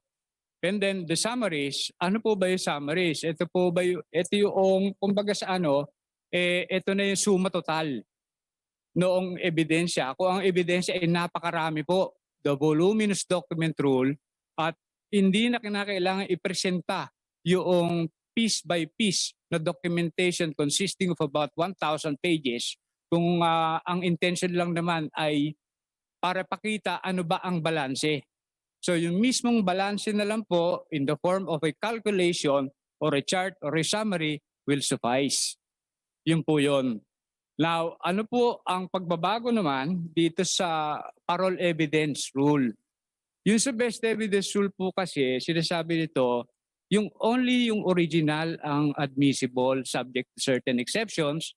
Ang sinasabi naman ng parole evidence rule sa section 9 is only the written contract will suffice. Yun lang po yung difference doon. Ano po naman ang pagbabago? Verified lang po. Exceptions, the same. Doon sa provision, dati po kasi may nakalagay na yung mga insane or immature cannot testify. Dahil po doon sa preceding section, now section 21, yung power of perception of a witness, hindi na kinakailangan po ang inclusion ng insanity tsaka pati yung immaturity kasi assumed na po dun sa preceding section na a witness has the power of perception. So kung may power of perception yan, syempre hindi na hindi na insane or immature, no? Yun po ang intention. Ano po itong personal knowledge? Ito po, tsaka yung hearsay. Sinasabi ko po kanina, medyo mahaba-haba po discussion. Pero to simplify matters po, dun sa section 22, kinakailangan lang po ng testigo na uupo sa witness stand ay may kinalaman. Kinalaman tungkol dun sa isang fact. Ano po ba isang fact? Yung isang fact ay yung sinabi sa kanya probably, yung sinabi sa kanya according to the case of People versus Valdez, hindi naman po nangangahulugan na yun ay hearsay. May personal knowledge po siya kasi sinabihan po siya. Now, as to whether the statement relayed to the witness is true or not, that is another thing. Yun po yung hearsay. Okay? Kung i-assert noong nagte-testify po, let's say A, na sinabihan siya ni B about an event X. Kung sasabihin ni A na totoo yung event X as relayed simply by B, that is obviously hearsay. Pero kung ang issue lang po ano ba ang sinabi ni B kay A? Yun po ang personal knowledge kasi sinabihan po siya no? So yun po ang difference ngayon. Dati po kasi magkasama po yan Yung personal knowledge tsaka yung hearsay po dun sa section 36, rule 130, ngayon po hiniwalay na. Tama naman po yun kasi that is the usual indoctrination po in the US din po no? In fact, under the federal rules, ito po yung provision regarding hearsay, Rule 802. Ngayon, mauubos po yung buong semester sa klase nito kung tutusin para lang i-discuss yung hearsay and personal knowledge. So maikli lang pong pananalita, And then, ito pong sa spousal immunity. Sabi ko po kanina, may mga privileges na hindi pwedeng abusuhin Hindi pwedeng tanungin ang mag-asawa doon sa pinag-usapan nila. Pero kung isang asawa naman o gusto mag-testify, ano ho ba yung pinagbabawal? Ngayon po, ang restricted dito, yung adverse spousal testimony lang. Ibig sabihin po, yung mismong against lang sa spouse. Pero kung in favor, o hindi, walang reason po dun sa rule eh. Ibig sabihin po, ang purpose po nitong rule na ito ay yung against, to avoid yung trilemma. Meaning, yung sa perjury, contempt, tsaka yung betrayal sa asawa. Yun po yun. But let us compare this sa Section 23 dun sa privileged communication naman po, katulad nitong sa mag-asawa, naka-enumerate po yan kasi actually eh. Dun sa privileged communication naman po, any communication, sakop po yun, hindi po pwede. So, hindi pwedeng tanungin yung asawa kung ano sinabi ng asawa niya. Under the privileged communication po. Pero kung spousal immunity sa Section 23 po, kinakailangan restricted lang kung ang testigo ay against the spouse. Ngayon po, itong expanded privilege communication, naka-enumerate po dyan, ito pong iba, attorney, physician, minister, public, dati na po yan eh. Ano po ba yung pagbabago? Yung sa attorney po, yung katulad dun sa physician, katulad dun sa minister. Kung kunwari isang tao ay kumonsulta sa isang akala niya ay attorney, or isang tao ay kumonsulta sa isang physician na akala niya ay doktor, or isang tao ganun din po kumonsulta sa isang alleged ministro at nagsabi siya ng mga sikreto, meron po bang privilege po doon? Meaning, pwede ho bang pag-usapan yun sa korte kung ano yung sinabi po? Hindi po eh. Kasi po ngayon, reasonable belief lang na yung tao na kinonsulta niya ay abogado, doktor, or minister. Sakop na po. Hindi na po pwede natin pilitin yung nakaupo sa witness stand. Ano ho ba ang sinabi? Okay? So marami rin po itong diskusyon at mauubos po yung oras natin. So I think that would be enough. At ang additional na pagbabago po dito is about trade secrets po. Trade secrets, nakalagay din naman po sa revised penal code yan eh. Yung pati sa new civil code, meron po ata tayong tinatawag na unfair competition doon sa Article 28 po ata yan of the new civil code, no? And then, ano ho ba ang mga corresponding provisions doon sa FRE? Ito po yan nakalagay na po. Hindi nga na po babasahin. Rules 501 up to 502. Now, nasa na ba ako? Ito po, yung compromise. Kasi po, kinakailangan din naman natin pag-usapan sa every litigation, pwede ba kayong mag-areglo na lang? Or pag-usapan nyo na lang ito? Ang tanong na susunod, kung pag-uusapan yung mga terms na papaano matatapos ang litigation or yung kaso, pwede ho bang tanggapin sa korte yung mga statement na yun? Ito po yung tinatawag na compromise negotiations. Yung compromise negotiations po, ang intention po dyan ay para nga po mag-discussion tayo, A and B. Mag-usap tayo, ngayon pinag-usapan natin dito with the end in view of putting an end to litigation by way of compromise in Article 2028 of the new civil code, hindi po admissible yun, hindi pwedeng tanggapin na naman sa korte yung mga pinag-uusapan ninyo habang kayo ay attempting to compromise. Okay. Meron po bang exception na may mga exceptions po ba rito? Meron po.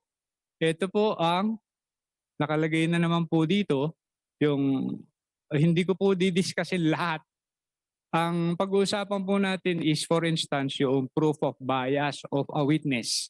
Ano po ba yung proof of bias of a witness? Itong bias po ay yung ano bang tawag sa Tagalog? Inclination para tumistigo in favor sa isang party. Okay. Ano po ang example nito? Let us say, may 3 tao po, A, B, and C. At etong si A, dinimanda si B and C. Ang nangyari was that, etong si B, nakipag-settle kay A. By way of compromise, on the condition na itong si B ay magte-testify in favor of A. Ngayon, yung compromise na yun can be accepted or presented as evidence by C. By way of exception, dun sa rule. Although nag-negotiate sila eh. Pero ito, to prove bias ni B in favor of A. Alright? Now, ano po ba yung iba pang nandito na po tayo sa hearsay. Ito sabi ko sa inyo, magandang diskusyon. Kaso kulang ata tayo sa oras na. But anyway, I was trying to understand and try to grasp yung ibig sabihin po ng new provision. Kasi base po ito sa new, sa FRE or the Federal Rules of Evidence po. Ang naisip ko lang po dito, 2 bagay. Meron po tayong testigo. At yung testigo na yon, I call him or her as the visible versus invisible witness. Alright. Sino po yung visible witness? Yung visible witness is one who is on the witness stand. Okay. Sino po yung invisible? Yung invisible who is not on the witness stand, pero siya ang source ng information about the truth of a fact. Yun lang po ang aking pagkakaintindi dun sa provision. So dun sa section 37 po, yung first paragraph po, ito po yung visible witness. So siya po yung nasa witness stand, sinasabi po niya na siya ay Mr. B na yung train ay dumating sa Tutuban at 5 o'clock in the afternoon. According to People versus Valdez, B, who informed A, who testifies about the arrival of the train at Tutuban at 5 o'clock in the afternoon, pwede po i-receive as evidence kasi may personal knowledge siya. And that is the case of People versus Valdez na sinabi po kanina. Pero po, kung ang patutunayan po ni A ay kung totoo yung pagdating ng train doon sa Tutuban ng alas 5, ibang usapan na po yun. Yun po yung hearsay. Alright. Pero po, depende po, ano po ba yung purpose ng pagtestigo ni A? Para patunayan po na dumating yung train or para lang sabihin na siya ay sinabihan ni B tungkol doon sa pagdating ng train ng alas 5.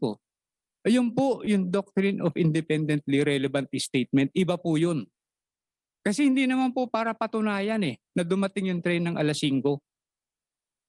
Ang intention lang po ng statement ni A, nung kinwento ni B, ay para patunayan na siya ay sinabihan. Yung tenor, iba po yun. Not the truth. Iba po yun. Alright.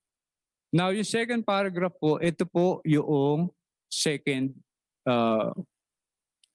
invisible witness na naging visible. Paano nangyari yun? Kasi di ba sabi po natin kanina, etong si invisible witness, siya po yung source ng impormasyon. Now, he sits on the witness stand. Magiging hearsay po ba yun? Ang sagot po ay nasa second paragraph. Hindi po magiging hearsay kung magte-testify siya under cross-examination, etc. Under the second paragraph, kung inconsistent, ito po yun, consistent, or identification. Bakit po? Kasi this is for the purpose of proving yun nga po, impeachment. Ito po yung sinasabi natin kanina na medyo binibira yung testigo by way of contradictory evidence or prior inconsistent statement, and the additional, or rather the amendment now would include conviction of a crime as another mode of impeachment. Pero hindi po lahat ng conviction ay saklaw ng impeachment po as a third mode.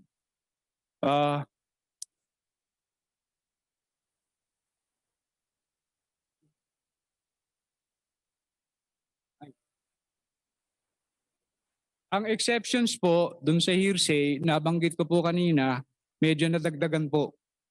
Ngayon po, gusto ko po mag-focus dito sa Section 39 po, kasi po, ito po yung tungkol dun sa dead man statute rule.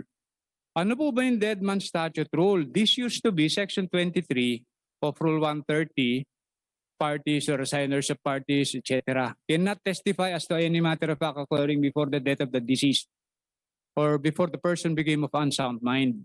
Ngayon po, it would seem, dun sa statement of the deceased or insane person bago po namatay, bago naging baliw, kung meron po siyang statement, ang tanong, paano naman yung kabila? Yung survivor, kunwari, katransaksyon niya, etc. Now, yung transaction, paano mare-refute? Ito po, exception, pwedeng gamitin yung statement ng deceased or insane person. Doon sa declaration against interest, declaration against interest, ito po yung tinatawag na salita na laban doon sa interest ng tao. Pero ang intindihin po natin, hindi po lahat ng statement na laban doon sa interest ng tao ay pwedeng tanggapin. Kasi po dapat kinakailangan, wala na siya, patay na siya, or unable to testify. Although it can be received kung buhay siya as extrajudicial admission, iba po yun. Ngayon po, ang dagdag dito ay yung corroborative evidence na ine-expect pagka may exculpatory statement. Pero mag-testify na narinig niya na sinabi ni ganito na siya yung pumatay. Iba yung tao na pumatay, hindi yung akusado. Pwede bang tanggapin yun? Pwede pong tanggapin kung merong additional evidence po, yun yung corroborative.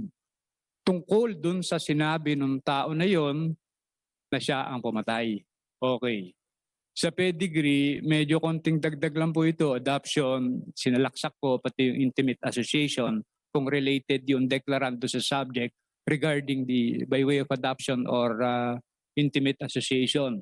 Sa business record po, ito po yung tungkol dun sa ating ginagamit, yun sa mga involved sa business, yung commercial activity. Ang ina-expect lang po ng amendment is yung regularity ng pag-entrada ng mga doon sa record po.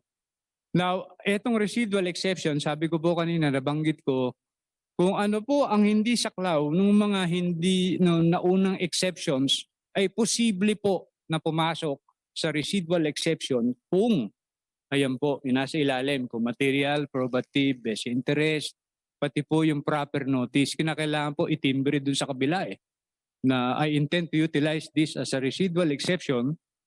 Para naman sa gayon, mabigyan ng pagkakataon yung kabila na makapag-react tungkol doon sa prospect of receiving the evidence. Ano po ba yung example noon? I recall this case, yung newspaper publication po, luma, in 1947.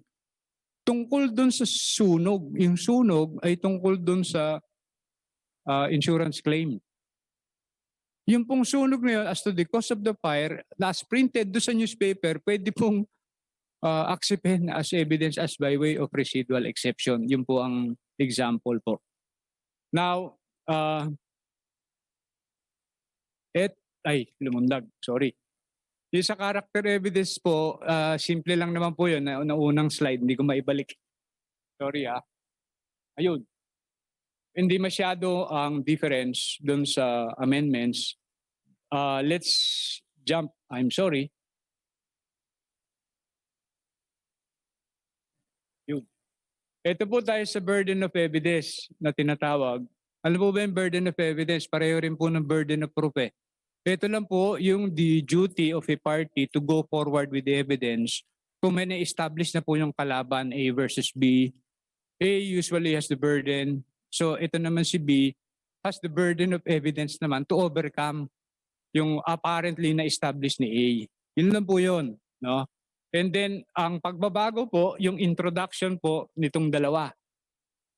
Yung presumption sa civil, pati sa criminal. Ito pong sa presumption, I'd like to discuss itong pinakahuli. Medyo 5 minutes na lang po ata, I was told. So, ito pong presumption of fact against the accused, ano po ba itong example dito? Ang naiisip ko lang po dito is about malversation. For instance, if there is ample proof about the demand to the defendant and there is inability of the defendant to react to the demand, that will trigger the prima facie of misappropriation po eh. So ito po sa tingin ko ang what can exemplify this section 6 of Rule 131. Bago po yan. At dun sa Rule 132 naman po, ito, yung nabanggit ko kanina, yung impeachment, kinakailangan masatisfy po itong requirements na ito, meaning by final conviction, and then the penalty is in excess of 1 year or even though less than 1 year, pagka moral turpitude naman po ang involved, except may amnesty or annulment ng conviction. Exclusion of witnesses, bago rin po ito, yung parameters po, no? Kung sino ang pwede ma-exclude, yung party hindi po, pero yung ibang testigo pwede, no? Ito po yung nakalagay diyan. Hindi ko na iisa-isahin. Now, as to the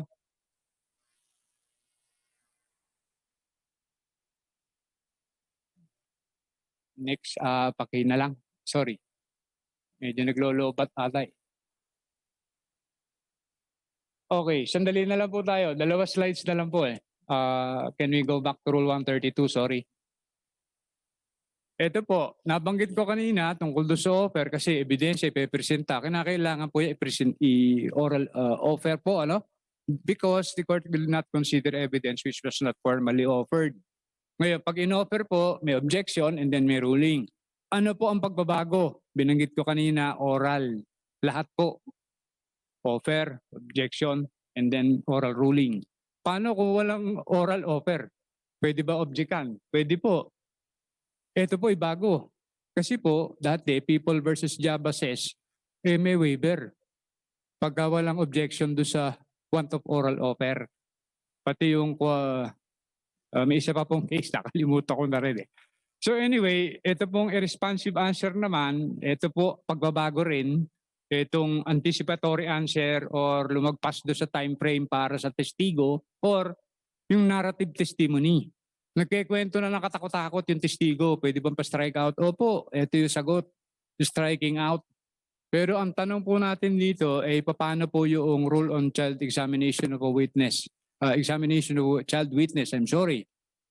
Kasi yung hearsay sa kanya hindi applicable, pati po yung narrative testimony inaalaw. That's the case of People versus Calixtro. Yun lang po, no? Konting observation. And I think itong lastly, circumstantial evidence po, alam natin ito as lawyers, that circumstantial evidence is evidence of relevant collateral facts and then there are factors there. Doon sa circumstantial evidence, meaning preconditions. Pero ang pinaka-importante po dito ay inferences cannot be based on other inferences. Bakit po? Kasi ang presumption po is an inference from which the court is permitted to draw from proof of other facts. Hindi po pwedeng inference. So hindi pwedeng inference na ibe-base another inference po. Factual, in other words, ang basis ng presumption. And lastly, ito pong weight accorded to an expert witness. Ito po yung factors that should guide the judge. Pero caudal na po ito eh. Practically, that was an offshoot of the case, the US case in Dobert versus Merrill. So I think on that note, I am now through and thank you very much po, Your Honors, for the time.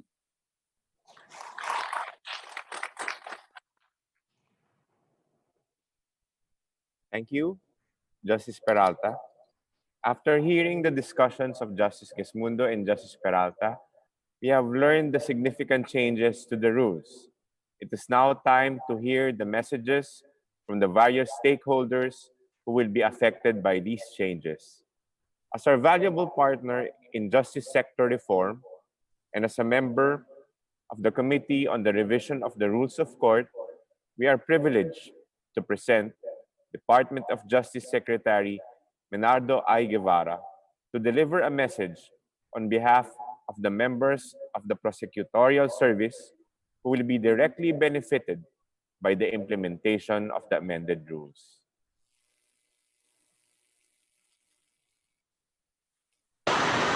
Mr. Chief Justice, Honorable Justices of the Supreme Court, members of the Bar, fellow workers in government, ladies and gentlemen. The Court counts among its powers the power to promulgate rules concerning pleading, practice, and procedure. The drafters of the 1987 Constitution recognized that this inherently judicial power equally inheres in the legislature. However, between the two great branches of government, it is perhaps the judiciary that possesses such intimate knowledge of how the rules of pleading, practice, and procedure affect and impact the lives of our people.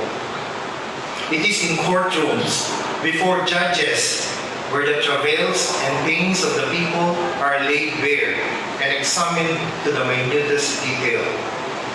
Such intimacy generates a wellspring of knowledge that informs judicial understanding of how individuals and their lawyers seek to enforce rights or to evade obligations that arise from human conduct. This understanding, gained from years of daily interaction with litigants and advocates, forms the bedrock upon which emanate the many changes to the rules on civil procedure and evidence. At face value, the changes may appear to be merely technical, but highly technical as they are, the rules that comprise the corpus of what we know as remedial law considerably determine what and whose rights may be enforced and how. They significantly affect substantive rights. These rules are important barometers of how our people experience and attain justice. Any change in these rules therefore deserves not only our attention. Any change in these rules demands our collective scrutiny. A careful examination of the amendments to the rules on civil procedure and evidence must hurdle not only the test of logic, it must likewise pass the test of pragmatism. Logic is undoubtedly an important ingredient of any rule. At the very least, rules that contradict logical thought and reasoning will invite insurmountable criticisms from the bench, the bar, the academy, and every other stakeholder in our justice system. But rules cannot rely on internal logical consistency alone. They must likewise be implementable, and in their implementation yield results that are consonant with the objectives of the judicial establishment and the demands and expectations of the people for which or for whom the establishment in the first place exists. On both tests for logic and pragmatism, the new rules pass and pass with flying colors. Take as examples the amendments to the rule on service of summons and to the rule on evidence, which requires the presentation of the original of a document. The old rules on this are based on parallel logic. The party that initiates the suit assumes the burden of facilitating the court's acquisition of jurisdiction over the person of the defendant. In much the same way, the party that presents documentary evidence whose contents are in issue assumes the burden of presenting its original. As the number of civil complaints that get archived because of failure to serve summons increase, the need to examine the logic behind the rule could no longer be ignored. In criminal cases, strict rules for bringing an accused in court are justified because of the constitutional guarantee against deprivation of liberty without due process of law and the presumption of innocence accorded such accused. These considerations have no meaning in civil cases. The change in the rules that now facilitates acquisition of personal jurisdiction is therefore a correct step towards strengthening the faith of litigants in our civil proceedings. And then there was a difficulty that used to arise in the presentation of documentary evidence. The rule that required the presentation of the original of a document is probably the most used and abused ammunition in a lawyer's arsenal of technical rules. The old rule was theoretically sensible.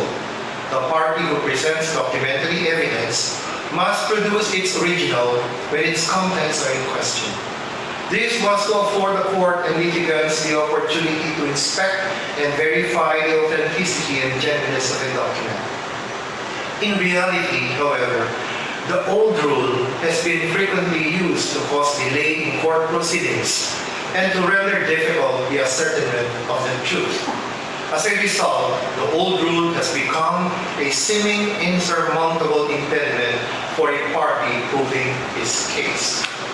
The old rules on the acquisition of personal jurisdiction in civil suits and on the presentation of the original of a document have had the unintended effect of unduly raising the barrier in the enforcement of civil or legal rights. We can only speculate on the adverse impact that these old rules have generated, from economic losses to losses not even susceptible of pecuniary approximation. However, the most troubling loss that these old rules have generated may very well be the erosion of our people's trust in our courts to serve justice promptly. The new rules that relax the court's acquisition of personal jurisdiction in civil cases and that reassign the burden of proving inadmissibility to the party who assails the veracity of a duplicate document are novel, if not revolutionary amendments. These amendments are expected to significantly reduce technical objections and remove rules-based constraints which delay the resolution of cases. This and many other changes introduced under the new rules on civil procedure and evidence plug loopholes which have been customarily used to unduly prolong and delay litigation. The amendments introduced by the new rules are many and noteworthy, but there is one change that will predictably be more contentious than the rest: the rule that accords greater significance to a lawyer's signature. The new rule now makes explicit what once was merely implied, that a lawyer's signature in a pleading attests to his or her personal estimation that its contents are true and are supported by evidence. The greater significance accorded to a lawyer's signature is not merely reflective of the stature of the entire profession in the public's estimation. More importantly, it is an affirmation of the ethical rules that declare every lawyer an officer of the court and which burdens each of us with a duty to the society at large. In a sense, it recalibrates the lawyer's duty to client on the one hand, and on the other, his fealty to the law and to the truth. By placing the lawyer's name and repute on the line, the new rules serve as a constant reminder that lawyers ought to serve clients only to the extent permitted by the law and within the bounds of legal ethics. Mr. Chief Justice, ladies and gentlemen, there is no question on the logical soundness of the old rules. But the practice in the past decades has brought to the fore how the old rules have been exploited by those in the profession who derive benefit in making the quest for justice cumbersome and more difficult. It is these practices that provide the most compelling argument for the changes to our rules. For in the end, the faith and confidence of the public in our justice system rests less on an evaluation of the internal logic of rules as it does on how they affect and impact the everyday lives of people. We therefore owe our gratitude to the committees headed by no less than yourself, Mr. Chief Justice. The knowledge and wisdom that you and the members of the revision committees have shared were the instrumental guiding force in the drafting of these new rules. These rules are embedded not only with a deep knowledge of the law of their drafters. In these rules are reflected the unmistakable depth of insight of those who not only teach the law, but who also see and observe firsthand how rules have been used and abused by litigants, lawyers, and the public at large. In closing, while we entertain no doubt that the more enterprising members of our populace will, in time, find ways to undermine the innovations and ideals embedded in these new rules, we remain confident that lawyers and legal philosophers of the future will, as we have done, successfully thwart those attempts. May they find inspiration in how, in the crafting of these new rules, we have made manifest the extent to which the court's power of promulgating rules of pleading, practice, and procedure can be wielded to champion justice and our people's faith in it. Thank you, and have a COVID-free day. Thank you, Secretary Guevara. Incidentally, the Secretary of Justice is the Chief Justice's co-principal at the Justice Sector Coordinating Council, or the JSCC, together with the Secretary of the Department of the Interior and Local Government. Moving on, may we now hear from the retired Regional Trial Court Judge Franklin J. de Monteverde. He will deliver a recorded video message on behalf of the members of the legal profession. He is currently the Judicial and Bar Council regular member representing the Integrated Bar of the Philippines.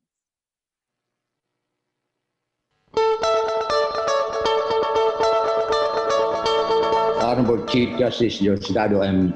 Peralta, together with all the Associate Justices of the Supreme Court, talking to Justice Secretary Nardo I. Guevara, Justices of the Appellate Courts, judges, other court officials and personnel, representatives and leaders of various associations, partners from the European Union through the Justice Sector Reform Program, which is the Governance in Justice, the United States Agency for International Development, law practitioners, other guests, online viewers, good morning.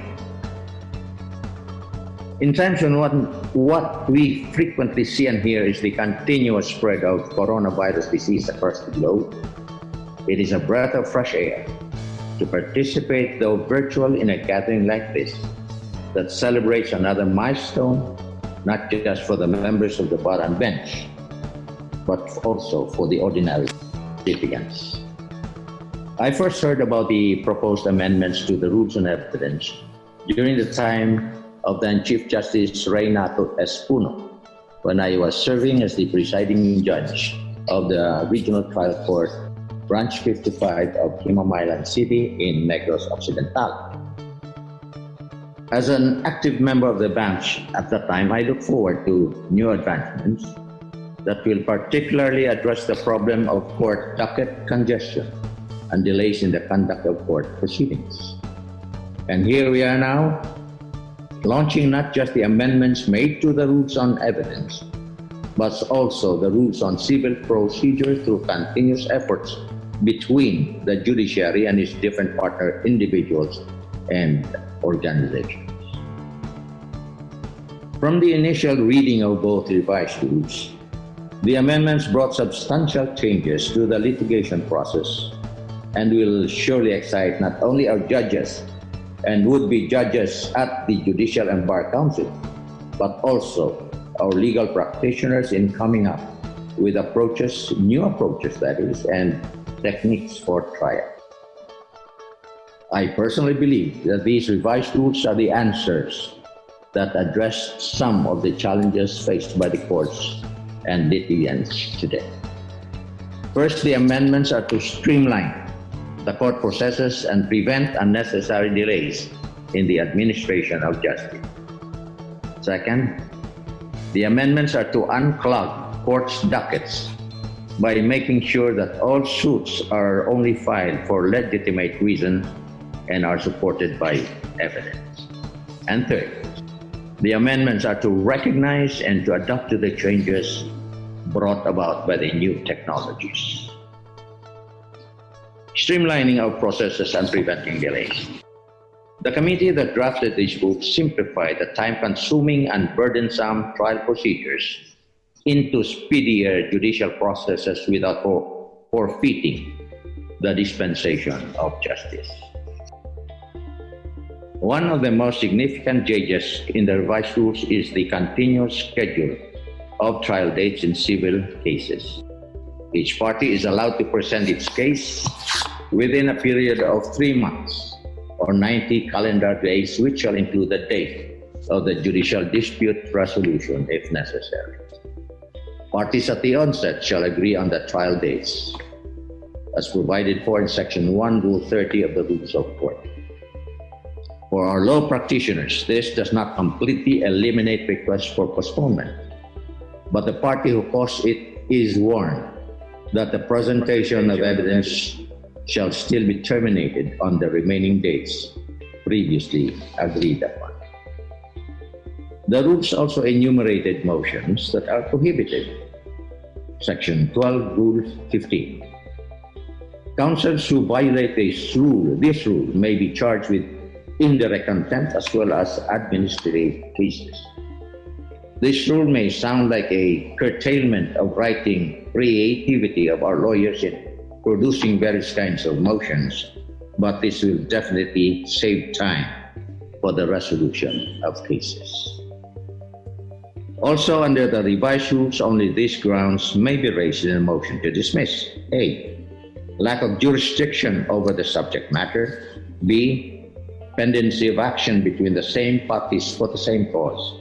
And C, cause of action is barred by a prior judgment or by the statute of limitations. Any other grounds for dismissal aside from what I mentioned shall be pleaded as affirmative defenses in the answer, which the court will have to resolve within 30 calendar days. Furthermore, the revised rules now feature motions which are litigious and non-litigious, provided for in sections 4 to 6 of Rule 15. Litigious motions are no longer to be set for hearing. The court may now, in the exercise of its jurisdiction, and if deemed necessary for its resolution, call for a hearing on the motion. Non-litigious motions, upon the other hand, are to be resolved by the court within 5 calendar days from receipt, without a need to wait for the other's comment or opposition. This abandons the old rule which provides that motions without notice of hearing are mere scraps of paper. Unclogging of dockets and filing of cases for legitimate reasons. The rules now provide for a clearer view of what will transpire during the trial, and this will particularly address the problem on clogging of dockets and the limiting of filing of baseless, unfounded, and groundless cases. Take note that contents of complaint and answer should already include the names of witnesses with their judicial affidavits and other evidence. Section 6, Rule 7.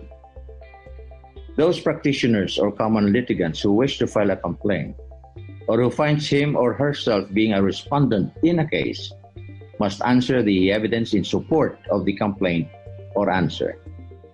This is a significant change from the present practice, where relevant documents are submitted in the course of trial.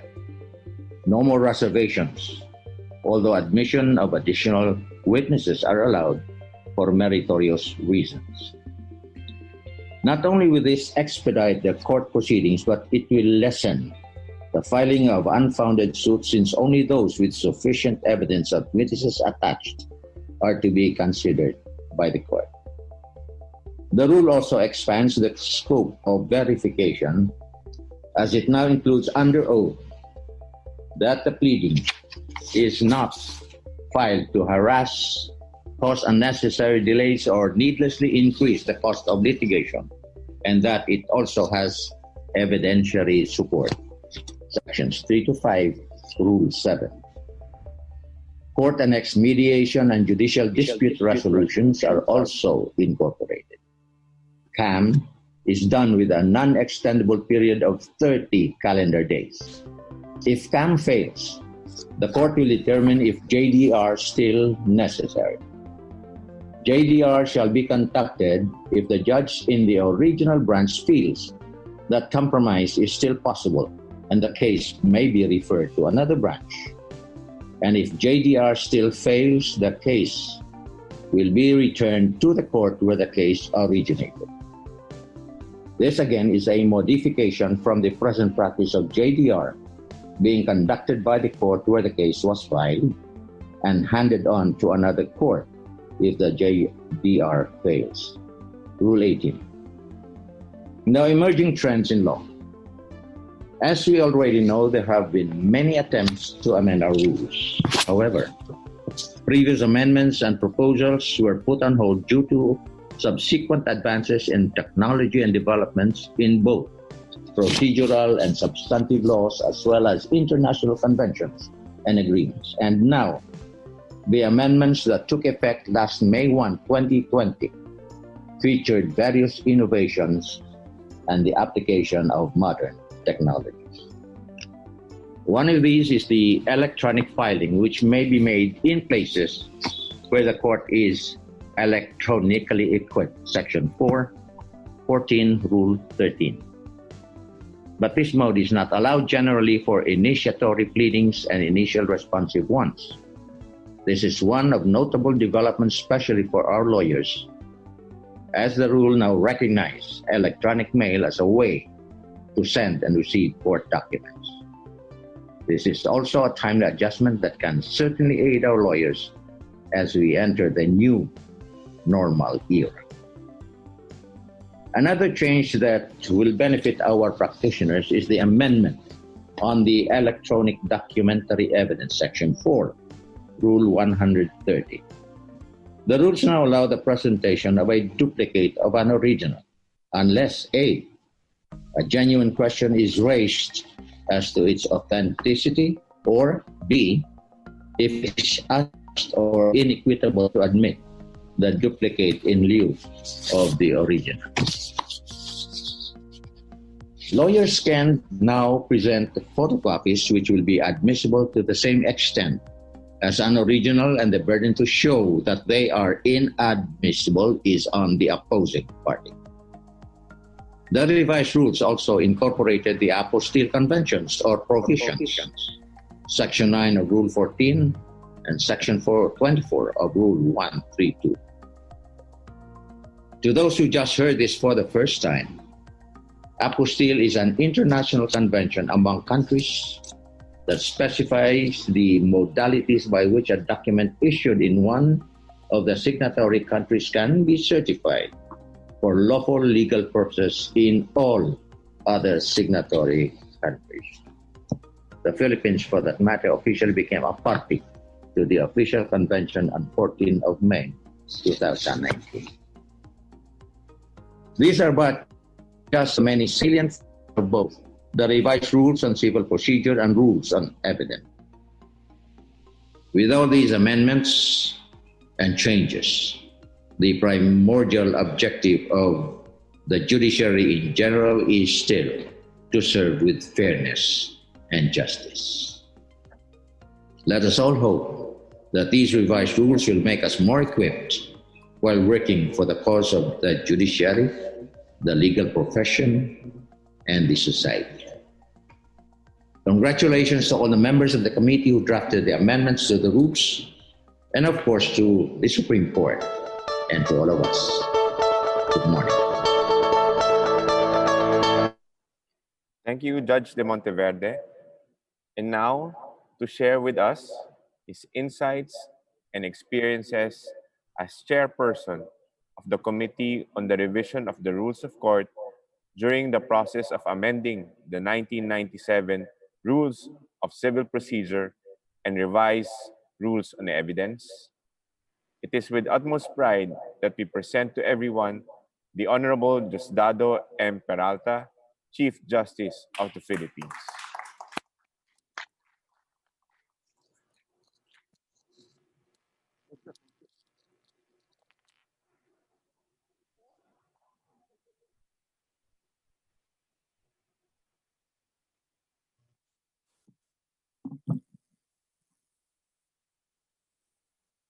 Honorable Senior Associate Justice Estela Berlas Bernabe, Honorable Justice Marvick Leonen, Honorable Justice Alex Quesmundo, Honorable Justice Jose Reyes Jr., Honorable Justice Ramon Hernando, Honorable Justice Rodil Salameda, Honorable Justice Samuel Garland, Honorable Justice Edgar de los Santos, Chancellor Justice Adolfo Ascona, the presiding justices of the Court of Appeals, and Saligan Bayan. I have just promoted the APJ, Fernando. Justice Ed Peralta, Secretary Menardo Guevara of the Department of Justice, Court of Appeals Justice Eduardo Peralta Jr., Court Administrator Jose Maidas Marquez, Judge Franklin de Monteverde, Judges and Court Employees Associations, members of the media, especially the Justice and Court Reporters Association and the Justice Reporters Organization, Philippine Association Law Schools Legal Education Board, Integrated Bar of the Philippines, and the Philippine Bar Association, representatives of the European Union through the Justice Sector Reform Program Governance in Justice, otherwise known as GOJAS, and of the United States Agency for International Development, USAID, through the American Bar Association Rule of Law Initiative, ABAROLI, officials and employees of the Supreme Court, distinguished guests, ladies and gentlemen, good morning. First of all, allow me to express the judiciary's gratitude to the European Union through the GOJAS and the United States Agency for the international through the ABAROLI, for the court's development partners in many of our reform initiatives throughout the years. Just 2 weeks ago, on July 24, 2020, we held a turnover of laptops donated by the GOJAS to the Supreme Court for the use of judges all over the country in the conduct of video conferencing hearings. The GOJAS also prepared a manual on the case flow management for new trial court judges. And meanwhile, the ABAROLI has been coordinating with the Philippine Judicial Academy regarding the planned training seminars on the 2019 amendments to the Rules of Court that is being launched today. Let me now acknowledge the members of the subcommittee on the revision of the Rules on Evidence, which was organized during the term of Chief Justice Renato S. Puno in 2008. It was chaired then by Associate Justice, now PILJA Vice General Romeo J. Callejo Sr.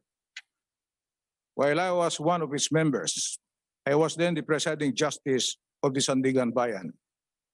Our subcommittee submitted its proposed amendments in 2010, but the approval of our proposals was put on hold in view of advances in technology and developments in both procedural and substantive law at that time.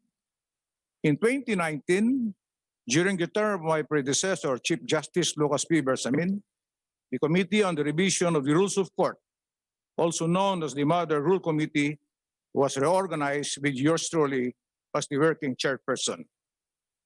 A subcommittee on the revision of the 1977 Rules of Civil Procedure, which I also headed, was also created.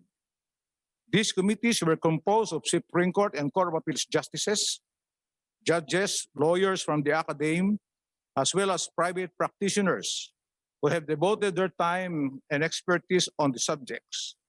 Within 8 months from our first meeting in February 2019, we in the Mother Rule Committee were able to review and update the proposed amendments to the revised Rules on Evidence and come up with the proposed amendments to the 1997 Rules of Civil Procedure.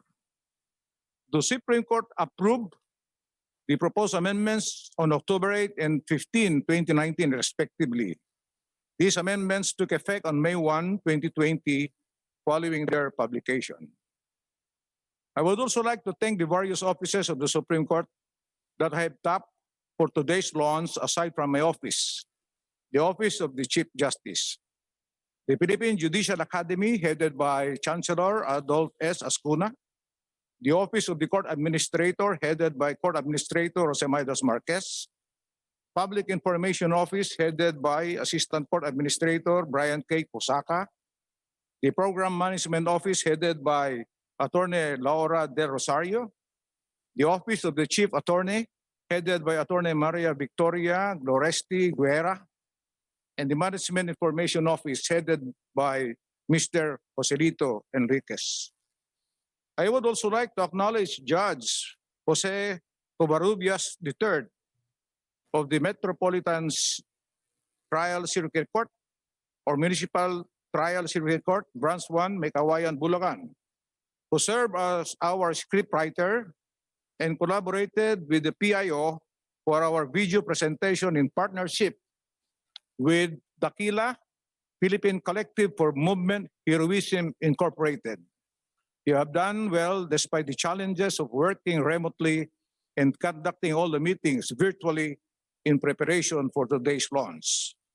By this time, I'm sure you're already familiar with the 10-point program I have instituted upon my assumption as head of the judiciary in October 2019. These efforts are guided by 4 core areas: efficiency, integrity, security, and service. Today's launch is a fulfillment of the second item on my program, the implementation of the duly improved rules of court and the continuous revision of the rules of court and other rules of procedure. I have always envisioned under my watch a judiciary which would be most responsive to the needs of the court users and stakeholders. The 2019 amendments to the 1997 Rules of Civil Procedure and Rule on Evidence simplify the flow of cases in court and prevent other factors that prolong the resolution of cases, thus ensuring an efficient and effective administration of justice. This is especially important during this time of pandemic. Amendment to the Rules and Evidence include changes in classification of types and evaluation of evidence admissible in court, and inclusion of provisions implementing the Apostille Convention. Moreover, all evidence must now be offered orally. Offer of testimonial evidence must be the witness is called to testify, while the oral offer of documentary evidence must be made immediately after the conclusion of the testimony of the last witness of the party. This amendment does away with the traditional way of offering documentary evidence, objecting to the offer, and ruling on the exception, which were all done in writing. Meanwhile, amendments to the 1997 Rules of Civil Procedure include modification of requirements to institute an action and adjustments to the flow of court proceedings, such as doing away with preliminary conference before the branch clerk of court, the immediate conduct of pre-trial by the judge before referral of the case for court annex mediation. Service and filing of pleadings and court submissions can now be done through accredited courier, email, facsimile, and other electronic means. Another crucial amendment is the adoption of continuous trial of civil cases and the introduction of reglementary periods to hear, try, and resolve them. The plaintiff and defendant are now given 90 calendar days each to present evidence. However, the 180 calendar day period to present evidence may only be extended to 10 months or 300 calendar days. It's a third, fourth, party claim, counterclaim, or cross-claim. Judgment shall be rendered within 90 calendar days from the submission of the case for resolution with or without memoranda. All these amendments are aimed at addressing the problems of the congestion of dockets and unnecessary delays in the conduct of court hearings for just, speedy, and inexpensive disposition of cases. I will not go into details anymore and do away with a lengthy discussion as Justice Gasmundo and Justice Eduardo Peralta have already discussed well the salient features of the 2019 amendments for the two rules. We have created the video you have seen to promote awareness that the Supreme Court is implementing amendments and innovations for the swift delivery of justice. The video provides information about the key amendments to the rules that will facilitate the resolution of civil claims through judicial remedies. We have presented real-life scenario involving clients and a lawyer so that the amendments may be better understood by the public. As a former trial judge, I have experienced firsthand the challenges of unclogging the heavy dockets while ensuring fair and disposition of cases. This is why I have always been an advocate for simplifying our rules and streamlining our procedures. I have also been pushing for the automation of court processes in the incorporation of court technology, hearing in trials, which is the third item on my program. These are especially timely and relevant in the ongoing pandemic. We have been implementing the use of video conferencing technology for the remote appearance and testimony of certain persons deprived of liberty, PDLs, in jails and national penitentiary, which was first implemented in Davao City Courts in September 2019. From May 4 to July 24, 2020, a total of 38,345 video conferencing hearings have already been conducted all over the country. From March 17 to July 24, 2020, a total of 52,236 PDLs have been released nationwide. We have also adopted online filing, posting of bails, plea bargaining, arraignment, promulgation of judgment, and even in the testimony of witnesses in criminal cases with some limitations. As part of our reaching out to the people and in fulfillment of my 10-point program, our duly adopted Judiciary Public Assistance Section, otherwise known as the Chief Justice Help Desk, has remained open during the pandemic and has been constantly receiving complaints, follow-ups, suggestions, comments from employees, from lawyers, court users, retirees, ordinary persons, and even as high as cabinet members, which all have been promptly responded to and acted upon. All of these efforts are aimed at keeping the judiciary transparent and responsive to the needs of our people. We have been actively looking for ways to improve our processes, and it is important to be made aware of this. Having said that, I now urge the members of the Justice and Court Reporters Association, or JUCRA, and the Justice Reporters Organizations, or JUROR, to continue helping us in disseminating the court's initiatives to the public. To our fellow stakeholders in the justice sector and the Filipino people as a whole, I'm hoping for your valued and continued support and coordination in all our endeavors. Now, more than ever, we must work together as we go through these unprecedented times. Thank you once again, and a pleasant day to all. Mabuhay tayong lahat. Maraming salamat po sa aming punong mahistrado. We are indeed honored to be in the presence of our hardworking Chief Justice. I now turn over the floor to our Supreme Court spokesperson and PIO Chief, Brian Hosaka, for the question and answer portion between the Chief Justice and the members of the media. Thank you. Thank you, Attorney Del Rosario. We are indeed fortunate today for this opportunity to ask several questions to the Chief Justice on the 2019 amendments to the rules. So to start,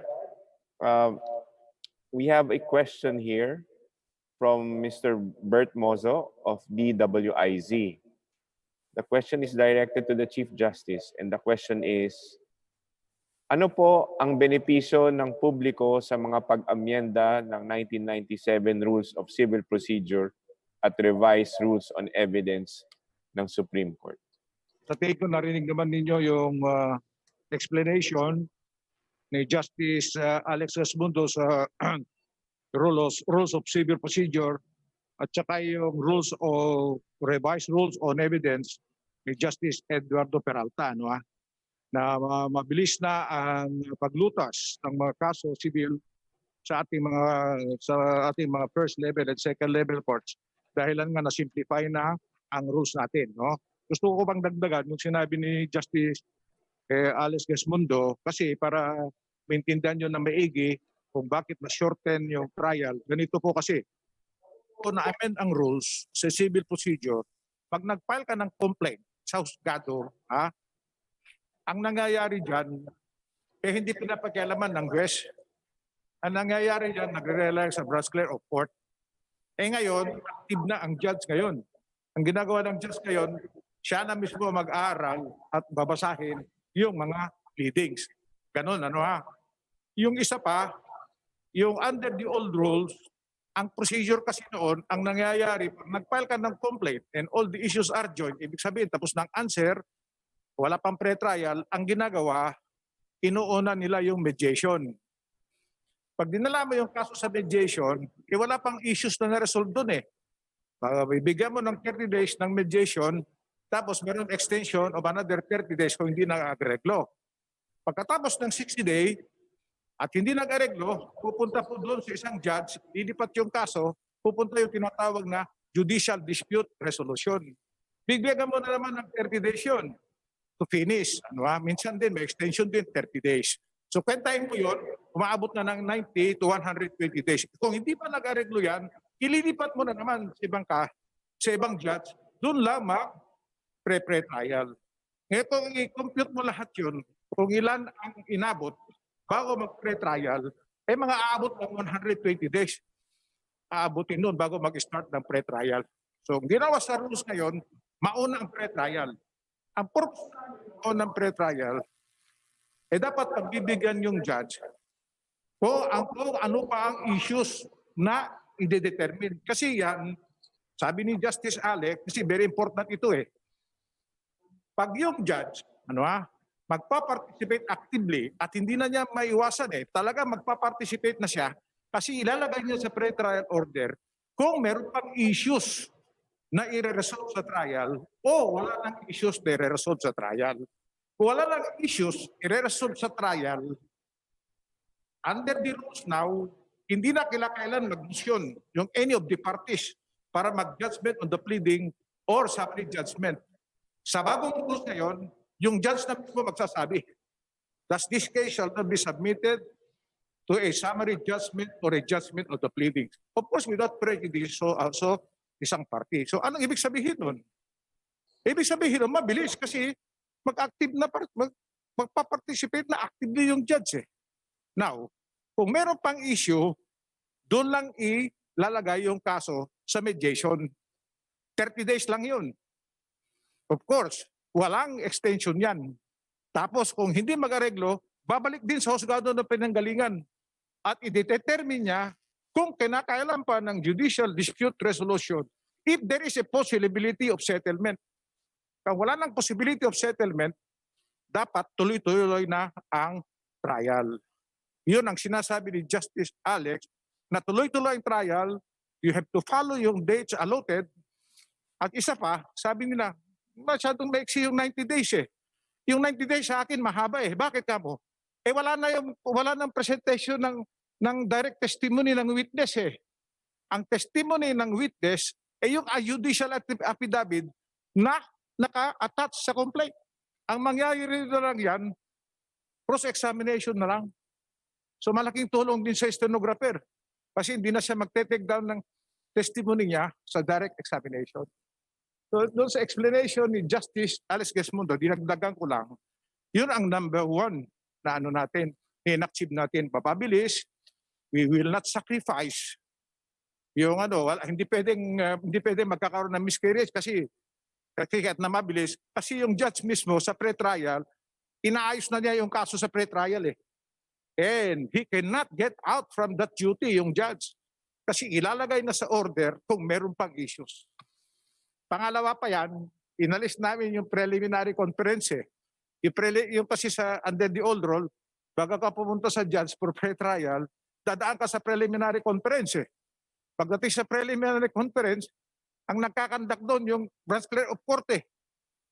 At tapos ang gagawin ng branch clerk of court, kukunin niya yung mga stipulation, marking, and so on, isasabit sa judgado. Pagkatapos ng pre-trial proper sa judgado, tatanungin lang yung judge, are there other matters to be taken up in pre-trial? No more, Your Honor. Terminate the pre-trial. Issue the pre-trial order. Copy what has been agreed upon in the preliminary conference.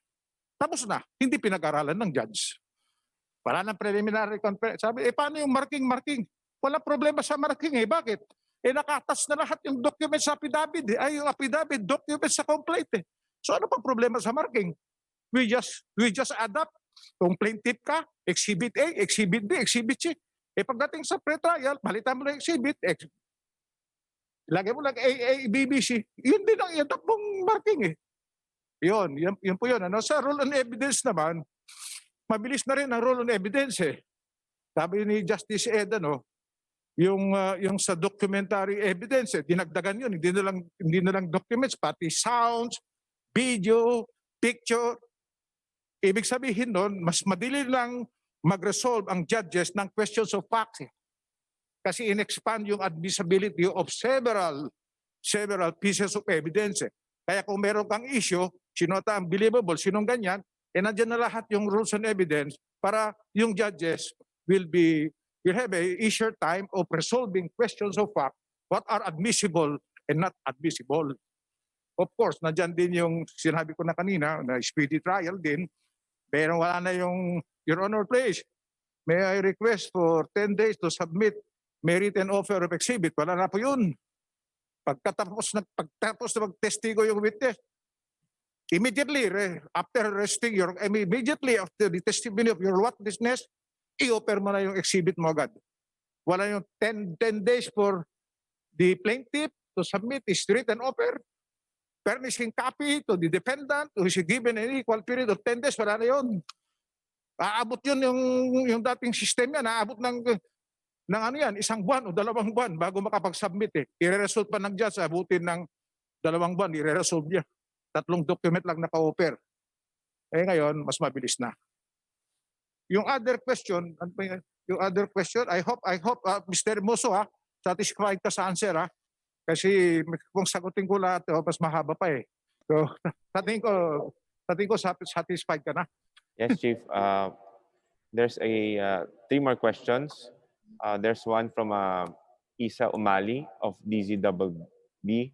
She will be asking the question. Is she online? Isa? Good afternoon. Yes po, good afternoon, Chief Justice. Yes. Glad to see you po kahit online. Naririnig niya, Chief. Hindi naririnig ni Chief. And anyway, you have already your written your written question. We just read na lang yung written question. I cannot hear Isa, sige, can you just ask the question? Attorney, apo.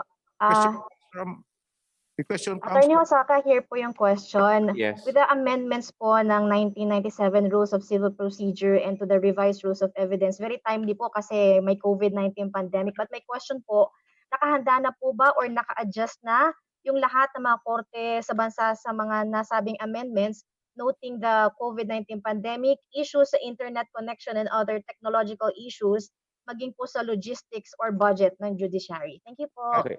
I will just repeat the question, Chief.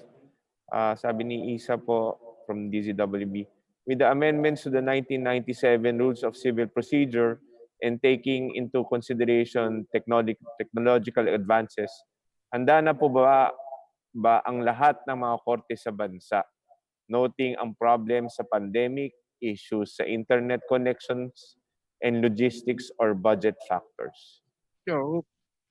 Generally, courts are already equipped with all the equipment, Kaya lang minsan kasi meron yung mga isolated areas na hindi na ina-address pa namin yung problema doon.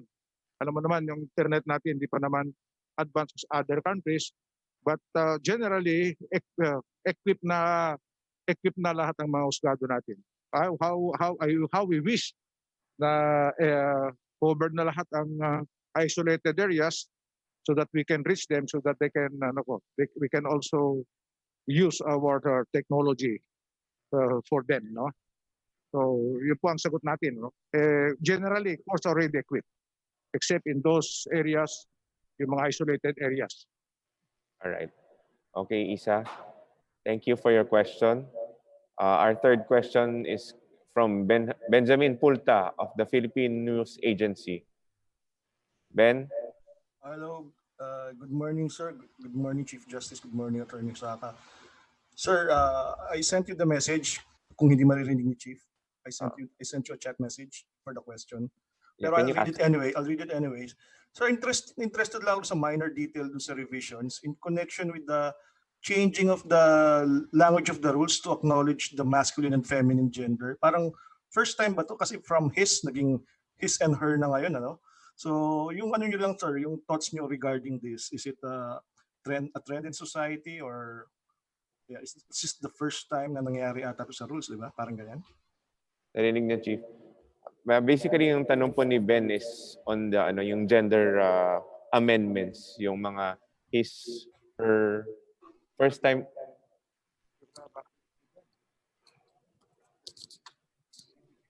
Hindi po, Chief. Basahin ko na lang, Chief. Chief, yung tanong ni Ben is basically on the gender issues. Ang tanong niya is, napansin niya that it was discussed earlier that were amendments, yung minor amendments, yung mga his, her, naging very gender sensitive. So, is this the first time daw that this happened? Yeah, I think we kaya Supreme Court kasi kami dyan serious sa gender sensitivity. So, yung mga yon ginawa namin his or her. Dati kasi panay he. Kaya ginamit namin si her. In all most of the newly promulgated rules, yan na po ang ginagamit namin, his or her.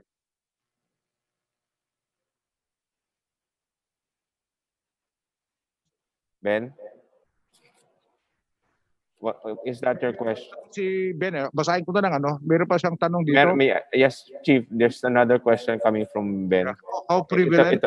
How prevalent are the frivolous suits from litigants before to merit being addressed in the revisions? Oh yeah. Alam mo kasi yung sa pag-file mo ng complaint under the old rules, in-explain sa iyo ni Justice Desmondo noon, hindi masyadong proactive yung judge Under the new rules, proactive na dyan, hindi na pwedeng passive yan Para ba sa criminal case, pag nag-file ka ng information, yung mismong judge magdedetermine na existence ng probable cause Parang ganun in-adapt namin dito sa civil case Pag nag-file ka ng complaint under the new rule, yung judge mismo babasahin na niya because he has now the power to dismiss cases If there are grounds to dismiss the case, paano niya madi-dismiss kung hindi niya babasahin? If he will rely on the branch clerk of court, baka nagkamali siya. Papailan siya ng motion for reconsideration, baka kung ano pang ipapail yung party o yung party na natalo or what. So, under discretion, pag nagpail ng complaint yan, yung judge dapat babasahin niya.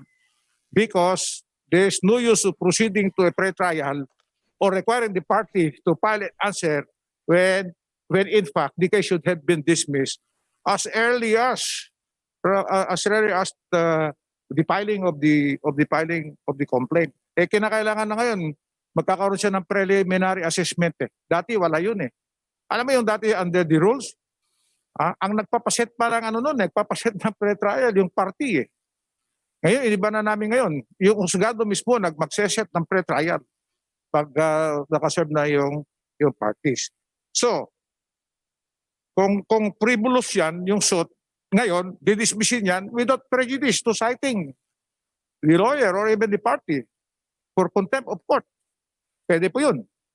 Nasa discretion nasa discretion sa judge yan and is the power to do that. Kasi inherent yan sa power ng judge So, yung mga lawyers na nagpapail ngayon ng mga frivolous suits, medyo mag-ingat sila. Mag-ingat na sila kasi lahat ng complaints babasahin na ng husto ng judge. Okay, Chief. There's one last question, Chief, coming from Anjo Alimario of CNN Philippines. The question is, the revisions on the rules of civil procedure and rules on evidence will expedite court proceedings. But can the Supreme Court assure that the rights of the defendants will be protected? Of course. Yung rights naman for the protection of all parties concerned. Hindi lang po yung plaintiff Ang plaintiff lang yan is only asking relief from the court but it does not necessarily mean kung mag-ask ng relief ng plaintiff, ibibigay na ng husgado yan. Siyempre, papakinggan niya yung defendant. Kaya ang ginawa namin sa new rules to show to you the defendant can properly address yung complaint. Under the old rule kasi, pag nag-file ng answer, ang defendant, 15 days lang yan. Ang ginawa namin, 30 days yan. We made it 30 days because evidensyari na nga yung answer, pagbibigyan mo naman yung defendant sufficient time to look for his evidence, documentary, his witnesses. Kaya nilagyan namin ng 30 days yan, ng original period. Dati 15 days lang Bukod doon, kung meron justifiable reason, pwede pa namin i-extend ng 30 days Kaya protected yung defendant Kasi hindi naman baka nga yung defendant ang tama bakit hindi mo pagbibigyan ng pagkakataon na sumagot ng maayos yung defendant. Ang trust lang kasi sa rules namin dito yung alisin natin yung mga causes of delay without sacrificing a fair and just and a responsive decision. Ibig sabihin responsive lahat, ibig sabihin fair and just, kahit na mabilis, fair and just pa rin. Not only for the plaintiff, but also for the defendant. If we believe that walang base yung complaint ng plaintiff at merong counterclaim yung defendant, of course, if the evidence shows that she's entitled to the counterclaim, yun bibigyan din namin.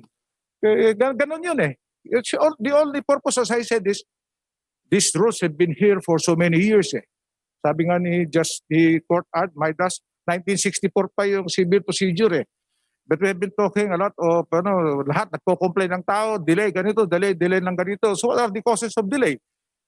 Ito nga, tinignan namin ang causes of delay. So yung simplify the pleadings, wala nang ultimate facts. Gagawin mo na lang, dapat i-support the facts that you allege with documentary evidence. Ilalagay mo na rin yung affidavit of the witness who will testify on the facts that you allege. Ganun yun. Kaya ang bilis Lay down the cards nga ang tawag namin dun From the very beginning, you lay down your cards. Maganda pa dyan, alam mo is it Rule 23 sa Modes of Discovery? Yung rules, meron ka tayong rules for the benefit of the lawyers. Meron tayong rules sa Mode of Discovery. But you ask the judges, especially Metro Manila, only few lawyers are availing of Modes of Discovery. Ito sa video conferencing, ginamit namin yan. Yung sa deposition, oral deposition, to allow the taking of a testimony of a witness even outside the territorial jurisdiction of the RTC judge. Not in the Sandigan Bayan. Because Sandigan Bayan, they have national jurisdiction Hindi problema yan. So, even the modes of discovery, seldom ginagamit yan ng mga lawyers Seldom yan, walang ginagamit. Padalaan mo ng written admission. Minsan hindi sinasagot, yung judge di alam ang gagawin.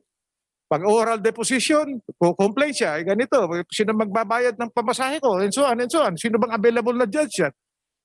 You take the testimony of a witness outside of the country, mag-object yung isa, kung wala mga objections yan. Yan, nasolve natin yan. Bakit? Ilelay doon mo na lahat yung cards mo sa sa complaint at sa answer Hindi mo na pwedeng sasabihin na hindi totoo ito. Pag sinabi hindi totoo, suportahan mo ng document. Kasi kung hindi totoo ito, pagdating sa pre-trial yan, baka i-judgment on the pleadings or i-summary judgment ka. Kaya ganun ang mangyayari. So, in other words, hindi lang po sa plaintiff ito, is also good for the defendant, good for everybody. Para naman maayos natin ang problema ng court delay or delay in the resolution of cases at mas mabilis, basta sinasabi namin ho sa mga judges namin, dapat yung decision nyo fair and just, acceptable by everybody. Ganon po yun ang trust ng revision ng rules namin.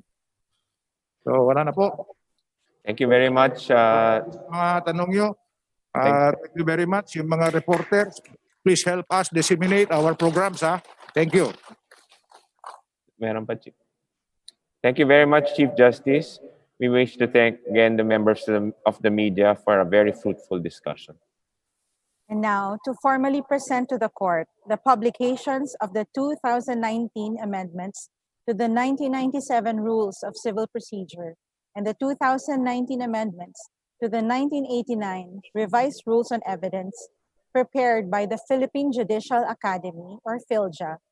May we call on the retired Supreme Court Associate Justice, a member of the Committee on the Revision of the Rules of Court Mother Committee, and PhilJA Chancellor Adolfo S. Ascuna. The United States Agency for International Development, or USAID, through its implementing agency, the American Bar Association Rule of Law Initiative, are our development partners who provided support for the cover design and printing of these publications. Electronic copies of the publications on EPUB format were already uploaded to the Supreme Court website and are ready for viewing and downloading. Thank you.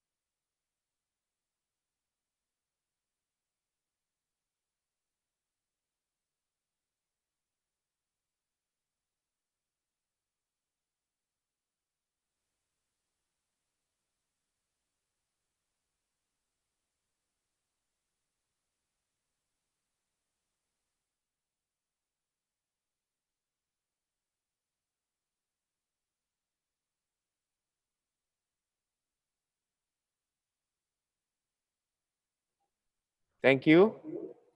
We wish to express our appreciation once again to the USAID through Abaroli for their support for this publication.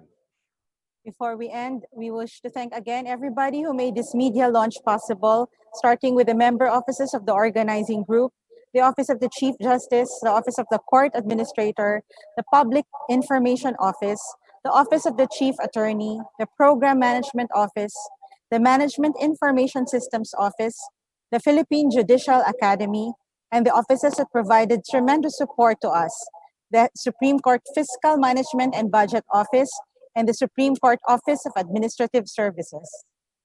This media launch was envisioned by no less than the Chief Justice himself. Thus, the pandemic could not stop the personnel of these offices from holding this activity in the best way possible, even with the logistical and technological challenges brought about by the new normal.